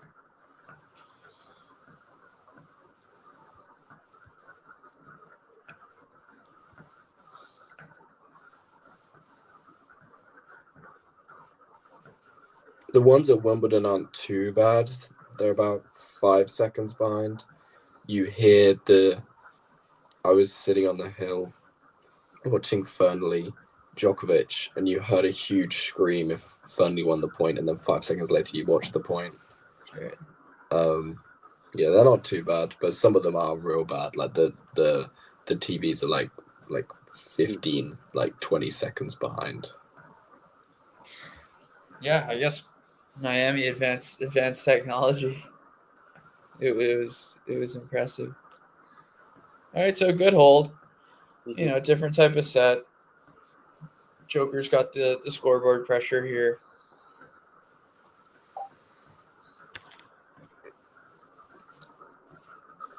Yeah, TC Murray. has done some big improvements in the last year. It's like actually not garbage anymore. So. It's the first and last time you'll see Murray run in 2025. Yes. It seems like his body is literally like. It seems like even though he doesn't play anymore, his body's still beating him up. Like it looks as though it's so much effort to run for him. I did see finally Djokovic. Yeah.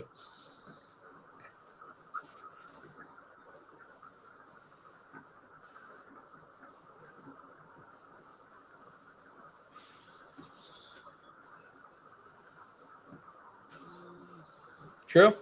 He stayed the course. Wasn't phased.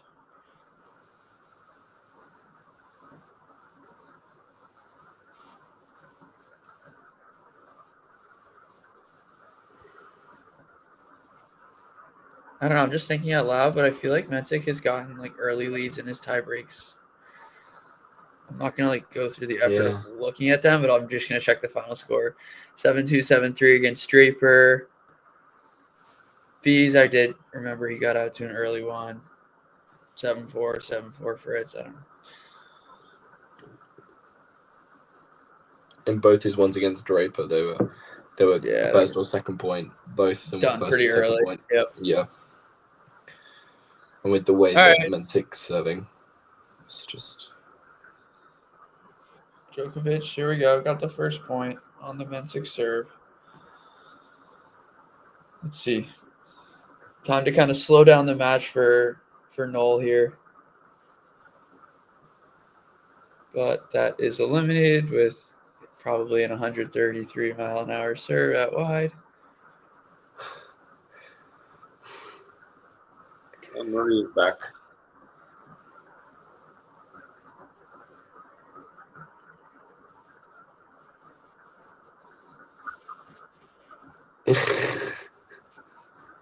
Ghosty, that's actually gold. That is genuine gold.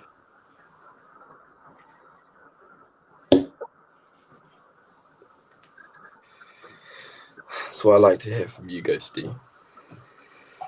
Murray is back.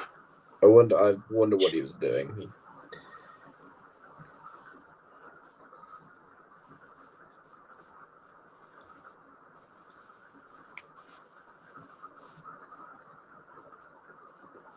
Novak will be disappointed with that return at 15-all.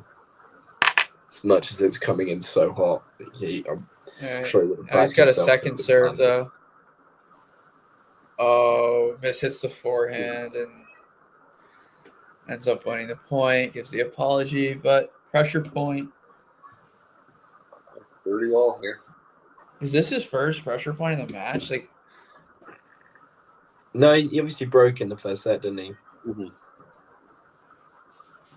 Right. Yeah, 30-all. He got broken, yeah. Okay. What a great serve. Ace T. Old Faithful. John is the style. Ace T. 128. Okay.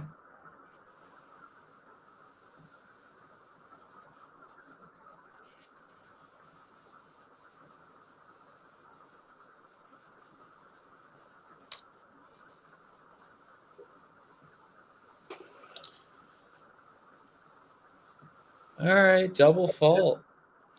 Whoa. Deuce. First of the match for Mensik and the second overall.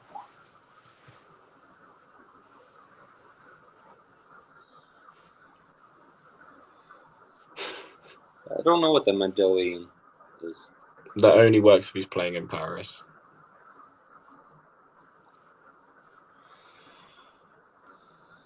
Ace T. It's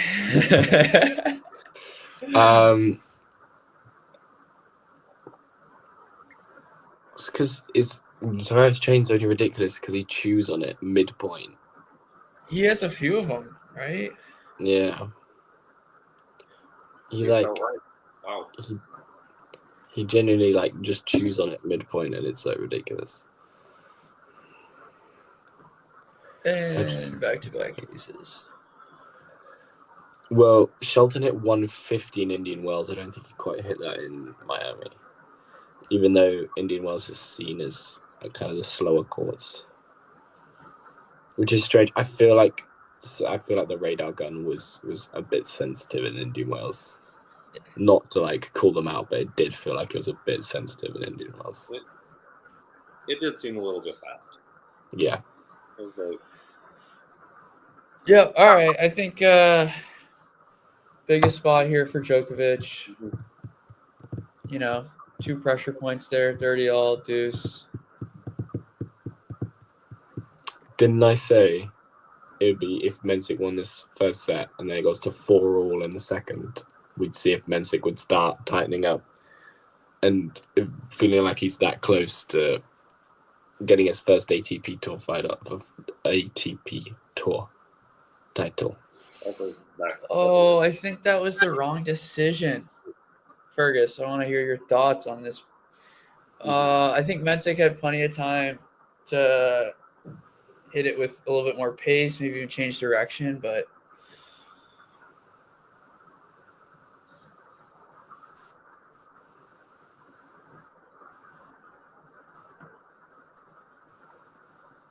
Oh no. Right. I mean, hindsight's such a thing to have when we're sitting here watching this play out, but Mensik, that was definitely the wrong choice. Yeah, you don't want to play cat and mouse with him.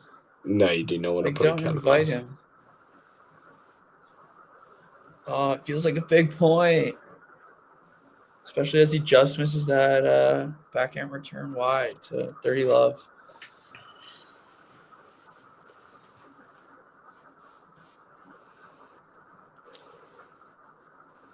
Yeah, don't ever play cat and mouse with probably the king of cat and mouse.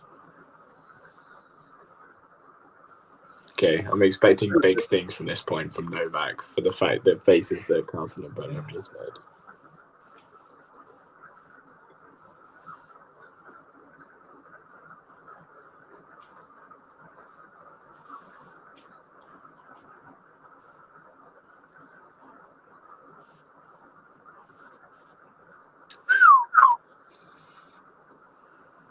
Yeah, like he did. I think he was just kind of going for it there, but word, that was awesome.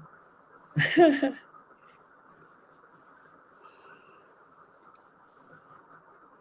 that was a good return. So nice from the Joker.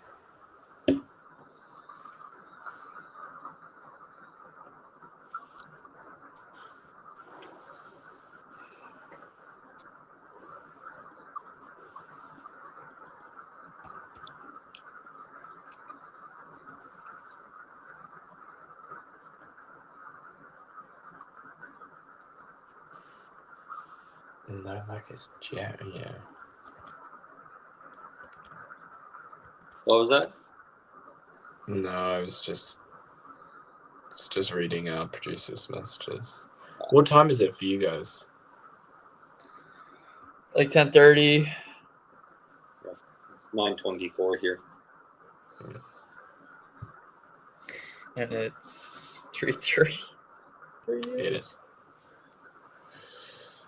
We're getting to Rebecca or Andruva time. But we're still, yeah. You're a grinder. So, such good punches from Djokovic. Holds 5-4, pressure still on Mensik. This feels a bit like Fritz Mensik at the moment, I agree. Which I'm not really, like, at this point, I'm not feeling too great about if I'm looking for a third set tiebreak.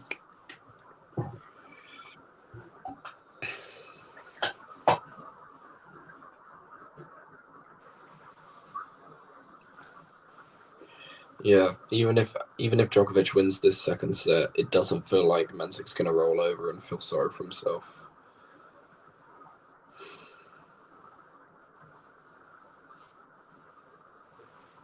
I mean, I'm sure there's some emotion on the inside, maybe a little bit of turbulence, but upwardly, he's just been very stable. Mm.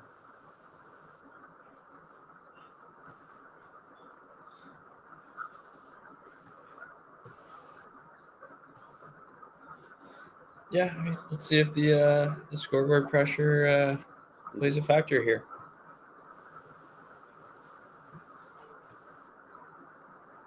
Well, this will probably be our first real insight, if there are any significant nerves for him. Into Mensik's feelings. I mean, I bet you there's high odds that this is ace T, first point of this match, first point of the game. It's not, but he gets the craziest net cord let. I think it got the back of the line.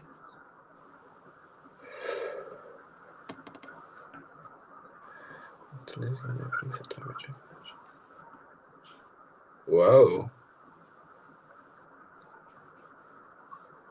Interesting. So Shanghai for 2024 was Sinner. Cincinnati 15. What's that? Maybe. That be Federer? Maybe Fed or Murray, maybe.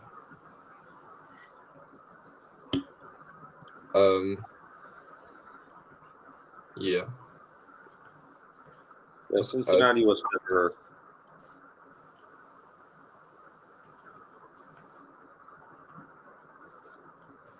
I am ready for another breaker. I was on. I'm feeling it. Another breaker. That was good. Oh, Carlson's always quick on the Google. He's always there. I mean, it's just showing Mensik's just ability to just feel like he's not really under any pressure whatsoever. He's not serving to stay in this set.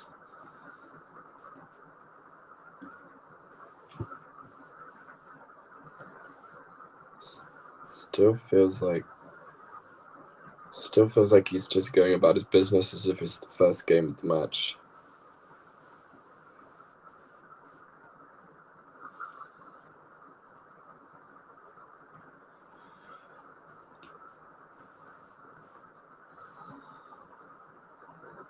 I don't know if he needed to go for that one. Yeah, I was probably going wide, but I don't know. I was more so intrigued by the Djokovic shorter slice. It wasn't a drop shot. It wasn't a deep slice. Mm-hmm. I think it was just try something at love 40. He definitely didn't need to go for that. That was going well wide, but I'm sure he bailed himself out of this game with a big serve. I have no doubts. He had the miss of the tournament. I forget who it was against. It was going wide, and it was like he had the whole court and he put it in the net.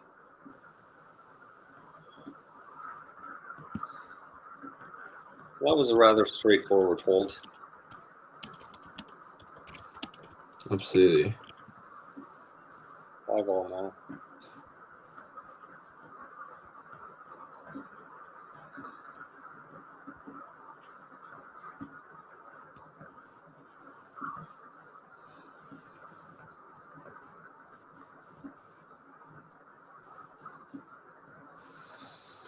Simple enough from Mensik. Again, feels like there's just nothing that's going to phase him at the moment. Going to need a bit of Djokovic magic.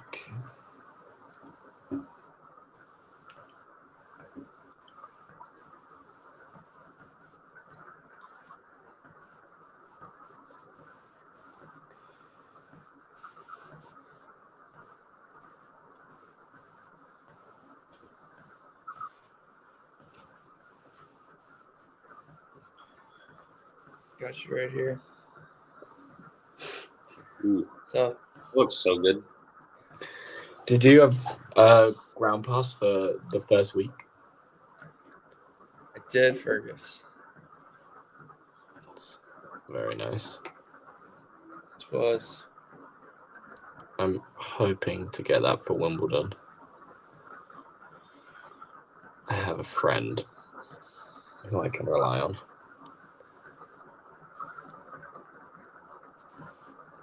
I'm hoping our producer isn't fast asleep because he's supposed to be keeping us. He was awake 3 minutes ago.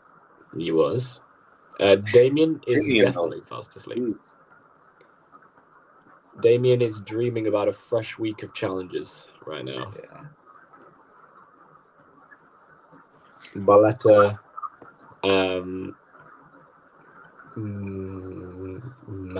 Mercier? Balletta, Mercier. My challenger knowledge is nowhere near as in-depth as Damien's, so I can't tell you. This week. There's a Brazilian one. There's a Brazilian one.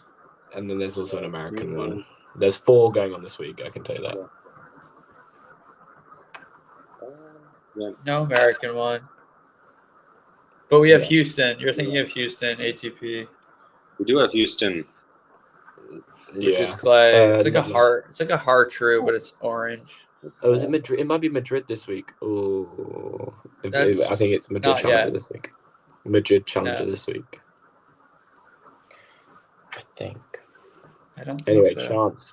Chance. A little bit of an opening.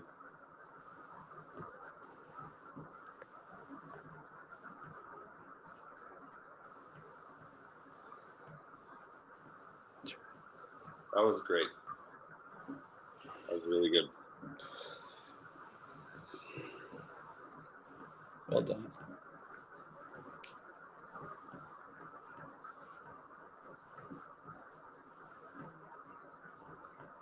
Mensik didn't do poorly with the backhanded overhead. No look volley. Too good. That's still 30. Novak hyping up the crowd too. Yeah. Let's go. All right. Biggest point of the match. 5-all, 30-all.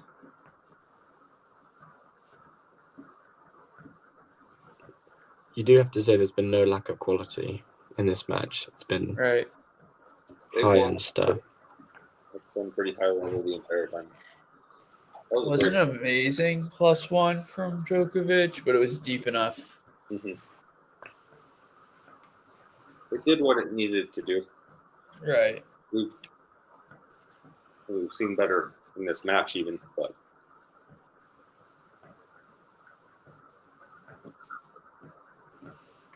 just was deep enough that it sort of spat up off the court and kind of took that backhand out of Mensik's hands, really. Just drove through it, but on the up, no real topspin on it. It's very decision. I assume that's deuce. Trying to read Carson. It'll be deuce here. Well, it is deuce.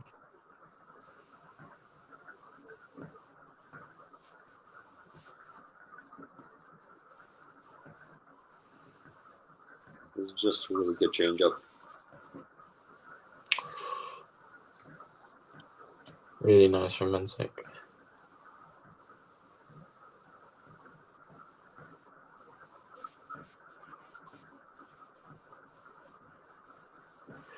It's crunch time. Advantage Djokovic here. This sort of crunch time is where you just feel like Djokovic has the edge with that much experience. 24 Grand Slam titles, and I actually can't remember how many Masters titles. 40 something. 40? No, 30 something. 39? I can't remember the exact number.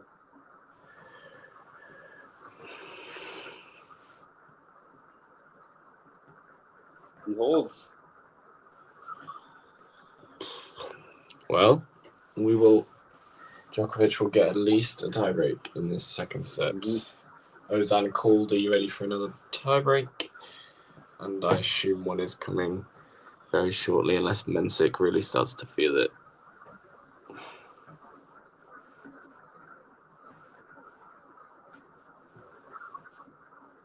Well, maybe he will, but yeah, I'm not sure. But I will he's count on shown no sign of feeling it. Yeah, so there's far. been absolutely no signal to anyone. I think that he's going to let the moment get to him. So it's the Mallorca Challenger this week. That's what it is. It's the Mallorca Challenger, not the Madrid, not the Murcia. It's the Mallorca Challenger this week.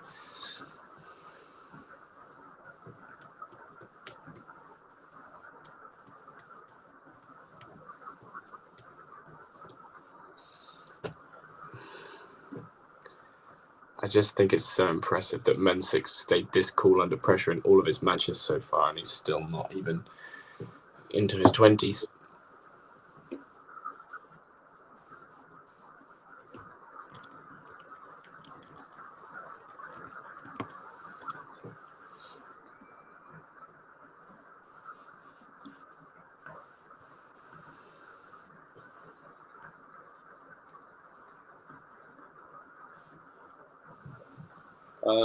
the glove things, so they're cooling gloves. A little bit of both. I think mostly he's using them to like cool down his head, but they're gloves. Super Dave. Super Dave joins us. Joins us at. I'm actually not entirely sure whether Super Dave's American or British. If he's British and he's just joining us, that's an incredible effort to join us at 24 in the morning. He's Texas, Austin, I think.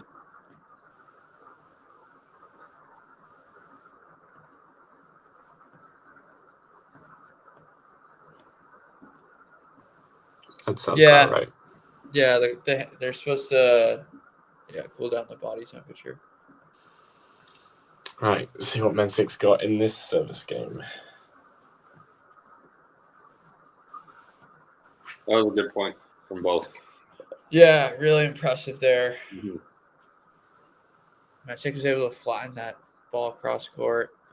Djokovic is like a stab slice. And then impressive lob. His lobs have been like on point today. They've been very good. I think 2 out of 3 of them went his way. Or maybe 3 out of 4 if you count that first point. Yeah. First set. Yeah. Mensik let it drop.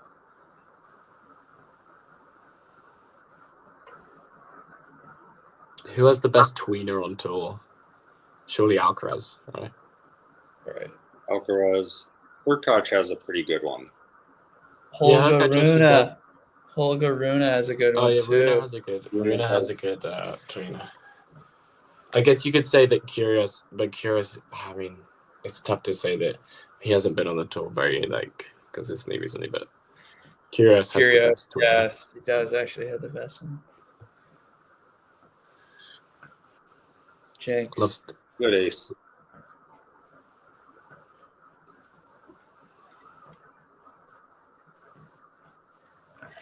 All right, I'm going to Carson here. What's your take for the tiebreak if we get there? True, Sabalenka is great for comedy value on a tweener. Bublik, yeah. Bublik's got a great tweener. True. I hope she actually gets to hit one in the match someday. She did hit one against Paolini, but it was straight at Paolini with no pace whatsoever. Like it went over the net, but like there was. I want to see her hit like a good one though. Like a good tweener, yeah, like a tweener. Botic's got a good tweener. That tweener against Dimonor at the AO, that was crazy. Yeah, good call. Oh, Mahuva is a pretty good call for that one as well. She has a pretty good one. All right, Carson, I'm trying to hear your take. It's no on this tiebreak. It's just hard to pick against Mensik, I feel like. I want to, like, I picked Novak to win the match, but it's, I don't know. I feel like I'm seeing a little bit more from Mensik's service game. He's getting a few more free points, and that matters a lot in a tiebreak. Let's see if Novak can avoid a 4-0, 5-0 deficit, was it? You're like 5-1. No, 4-0.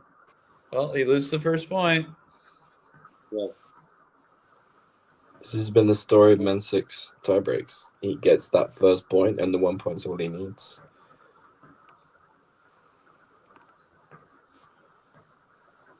Yeah, Bublik has a decent tweener as well. But like Ghosty said, might be better if he works on some other shots as well. 2-love for Mensik here. Djokovic did so well to get back in that point. Well, that was really tough. We're moving very close to... Yeah, I wonder how Murray feels right now. Oh.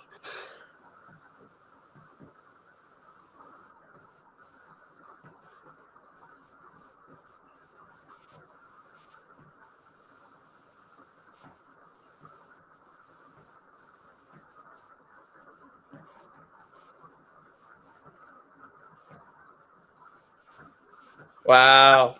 One of the better points there from Djokovic. Letting the forehand fly. Well, that's one of his better points of the match, I feel like. And in the biggest spot. Mm-hmm. Going down 3-love there would have been brutal. Yeah, it's hold your breath stuff at the moment. Right. Yeah. Djokovic looking like he's on his last breath as he's straining for these balls.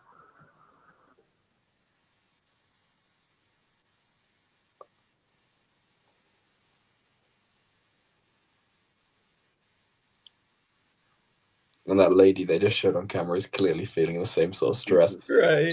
She looks like she's super stressed. Wow, you got to take a look at where this ball landed in. Djokovic 3-point. You got to check this out, though.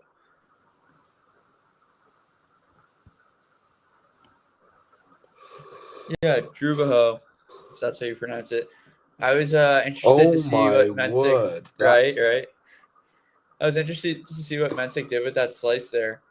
I wasn't sure if he's going to slice back or try and, whip a backhand cross court, but he went with the slice back, and that was probably Djokovic's best backhand of the night. Just unleashed on it. Ghosty, don't remind me about Murray Mahach, Miami. That was the official downfall of. That was the official ending of Andy Murray's career with that latest injury.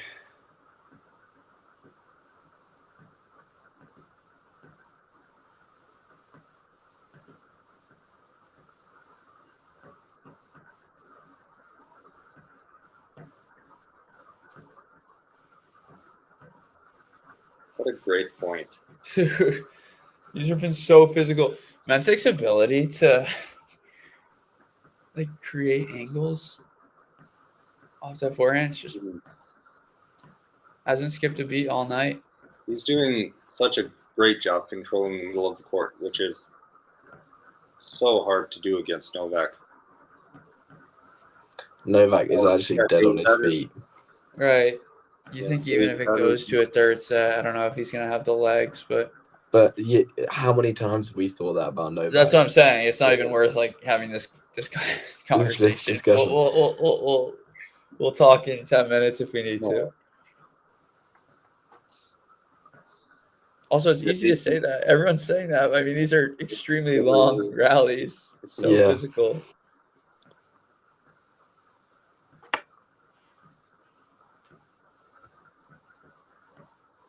Good serve. Huge serve. I don't even know if he's on antibiotics. I mean, I've just seen him taking eye drops, but Yeah, there have been some eye drops. right. Causes I don't know fatigue. about antibiotics. Yeah, not sure. Yeah, Dave said like down he goes up. That is not the first time that's happened.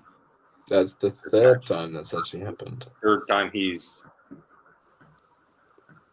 down, but The third I mean, separate sniper that's Well, taken out Novak. He's ended up on the floor those 2 times because of slipping. That one he was just like, I'm That was gassed and I just missed the winner, so I'm gonna wear the shot. I mean, I understand not showing your opponent your body language, but I mean Novak does this all of the time, and it doesn't seem to affect him terribly.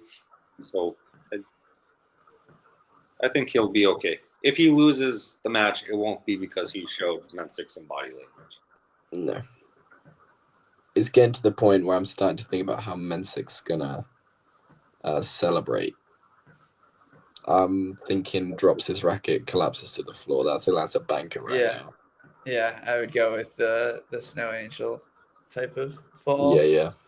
I feel like that's a But bit of a as you banker. say that, Fergus, his worst here we go. backhand of the Here we match. go. This is where he tightens up. This is where he makes the first serve and then right into the bottom of the net. I mean, Looks like crowd's getting into it too. Mm-hmm.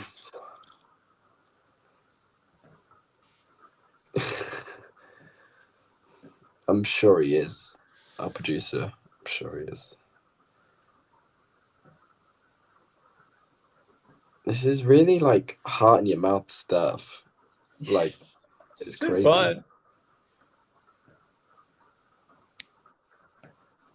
Yeah, you feel like Djokovic has kind of been on the back foot, like, and it feels weird to like even say that. He's just had to work harder, I'd say. Mm-hmm. Or it's felt like.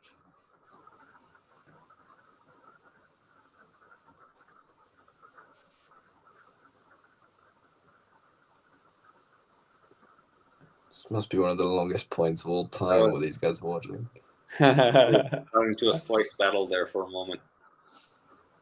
Yeah, I think Mensik tempted him on that. Picks up a slice off the forehand wing, plays it cross court with a lot of topspin. And that's what I felt like. It's been hard for Mensik's opponents when you get that type of look and you're like, I want to bash this ball down the line, but you know that Mensik backhand is so good, and he's just like he's able to get there so quick and deflect your power. Mm-hmm. So you want to take that ball across court. At that point, felt huge. And now it's a second serve from Joker.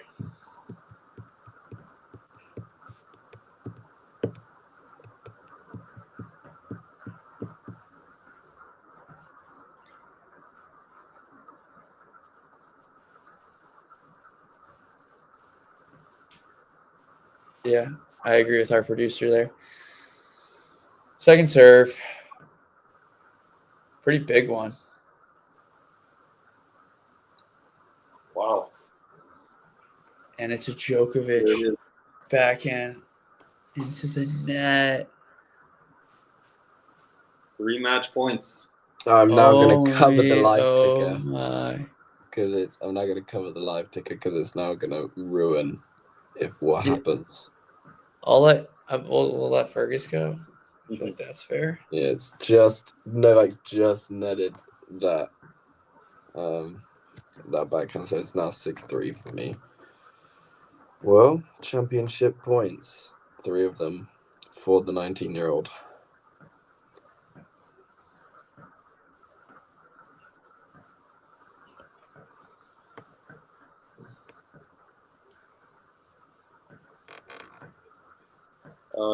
No, Ghosty. The 10 is only in the last set.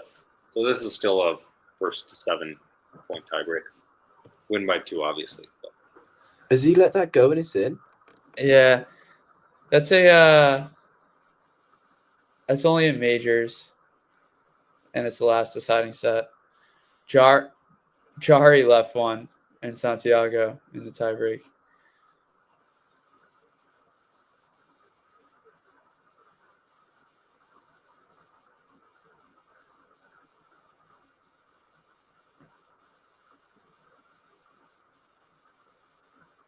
Wow. Yeah. Unbelievable. Mensik Called in it two. the celebration. That was incredible.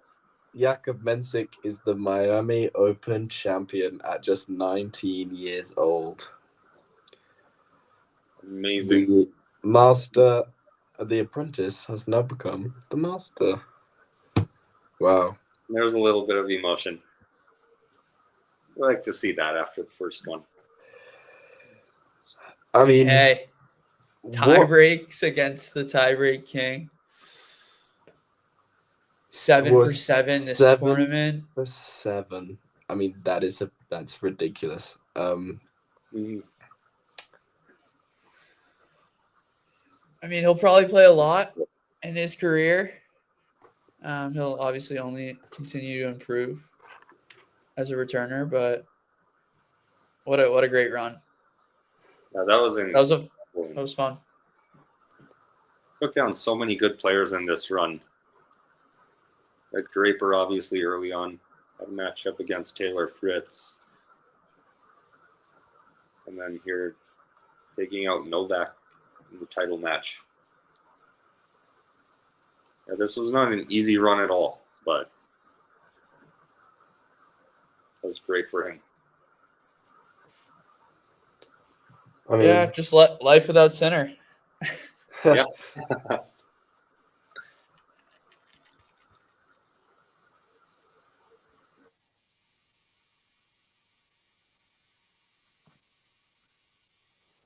Yeah, absolutely. Drew Bujo. Maybe that's how you pronounce it. Maybe I'm butchering that. But yeah, he just said in chat that Draper and Mensik winning Indian Wells in Miami makes him excited for the future of men's tennis. And yeah, I think I agree. It is nice to have a kind of like a second tier rising up behind Sinner and Alcaraz with the younger players. So I think that's really great to see. And I think it's gonna be so interesting to see. Obviously, I said on stream yesterday that there's obviously, for me, there's going to be 4 names at the top of men's tennis in years to come, and that is Sinner, Alcaraz, Fonseca, and Mensik. And then there's going to be those that are like a quarter of a step down, like your Runers, your Tiens, your Drapers, Fees, yeah, Mickelson, yeah, like, and that's how it's going to be. And I mean, it's going to be so interesting to see how it goes down from here, and I think everyone should be very excited. Yes, for what is to come. Yeah, I think the future of men's tennis is going to be perfectly fine. I think there's a lot of exciting young players coming up in the sport right now, and I mean, we're seeing it a bit right now in this match. Obviously, he's beating Novak in the finals, but yeah, they're ready to take the torch. They're ready to run with this. I think he's got it. He's got everything on lock. Movement's amazing. Backhand's super solid. I mean, like crazy good. Serve is just ridiculous. Forehand's got so much power. I mean, he's got it all. He looks super polished. I mean, he looks more polished than Fonseca does by a mile. And yeah, I mean, like we went to that next gen tournament, with him kind of being the guy out of them. Obviously, Fonseca with the more firepower, more highlight reel ability, but this kid's pretty polished already. And yeah, I mean, you already talked about the weapons. I could go off about his backhand. I'm obsessed. But add the serving and just like his frame. For some reason, I still question the forehand, but I mean, he's proved me wrong each match. So I think this is something that he can certainly improve still. Like, that's maybe the one part of his game that maybe has the most room for growth yet. Like, we didn't see it in this tournament very much, but it is the part of his game that breaks down a little more quickly when he is struggling. So there's room for growth, which can just make him that much more of a dangerous player, which is incredible to think about after this run. I think that this is what we. I'm saying James got the prediction right. This is what we wanted to see. I mean, we wanted to see, obviously, Djokovic winning title number 100 is, I mean, I'm sure it will come at some point, but I'm super curious to see now. Obviously, Mensik's just had huge success, like flat out on the hard court. Now moving straight to the clay, how he adapts, how he plays, it'll really show his maturity in how he's going to play on the clay and whether he can have that same sort of level of success. I honestly think that Mensik could be an absolutely grim player to play on grass. Just purely because you just get no looks on the service game. And it's going to be, he's got so much power and he's got such good movement that I think he's going to be really tough to beat. But we'll see how he goes on the clay. But I mean, he just needs to take in this moment. He's got a week and a bit till Monte Carlo, and I'm sure he's going to enjoy his. I mean, he's in the US and he's not even old enough to drink yet in the US. So yeah. Well, he's not old enough to buy, but like we don't condone that is true drinking on the channel. Thanks, guys. Though, thanks for putting that out there, Carson. Carson, that's your one slip up tonight. You've been so good. And then you just dropped that one in. But yeah, no, Lehechka will obviously. I mean, all three Czech men will definitely have their moment. All three of them have their own different styles, and they're all very, very talented. Mahach, his ball striking is actually a bit ridiculous. Just how hard he hits the ball, but when it's working. But yeah, great moment for Czech tennis, and yeah. Any last thoughts before we wrap up? It's 4 a.m. where I am. I know. Well, I'm gonna not counter that, Fergus, but I'm gonna say Lehechka ball striking ability is very impressive to me. Better than Mahach's. The Mahach backhand, though, very impressive. Yeah. Mensik up to 24 in the world at 19 years old. That's impressive. Wow. Well, a lot of fun, guys. That was a great match. That was a fantastic match. Thank you for. I assume our producer will be able to end this for us, but I want to thank everyone for coming on, and thank you very much, Carsten and Brenner. It was a pleasure as always. Yes, sir. Yeah, it was great being with you all. If you're watching, remember to subscribe to the channel like this. And yeah, we'll all be on again at some point. So see you all later. We will see you on the dirt. On the clay. Best time of the year. That's what we love to see. Best time of the year. See you guys soon. If you enjoyed this video, make sure you hit that like button. Don't forget to subscribe and click that notification bell so you don't miss out on all things tennis.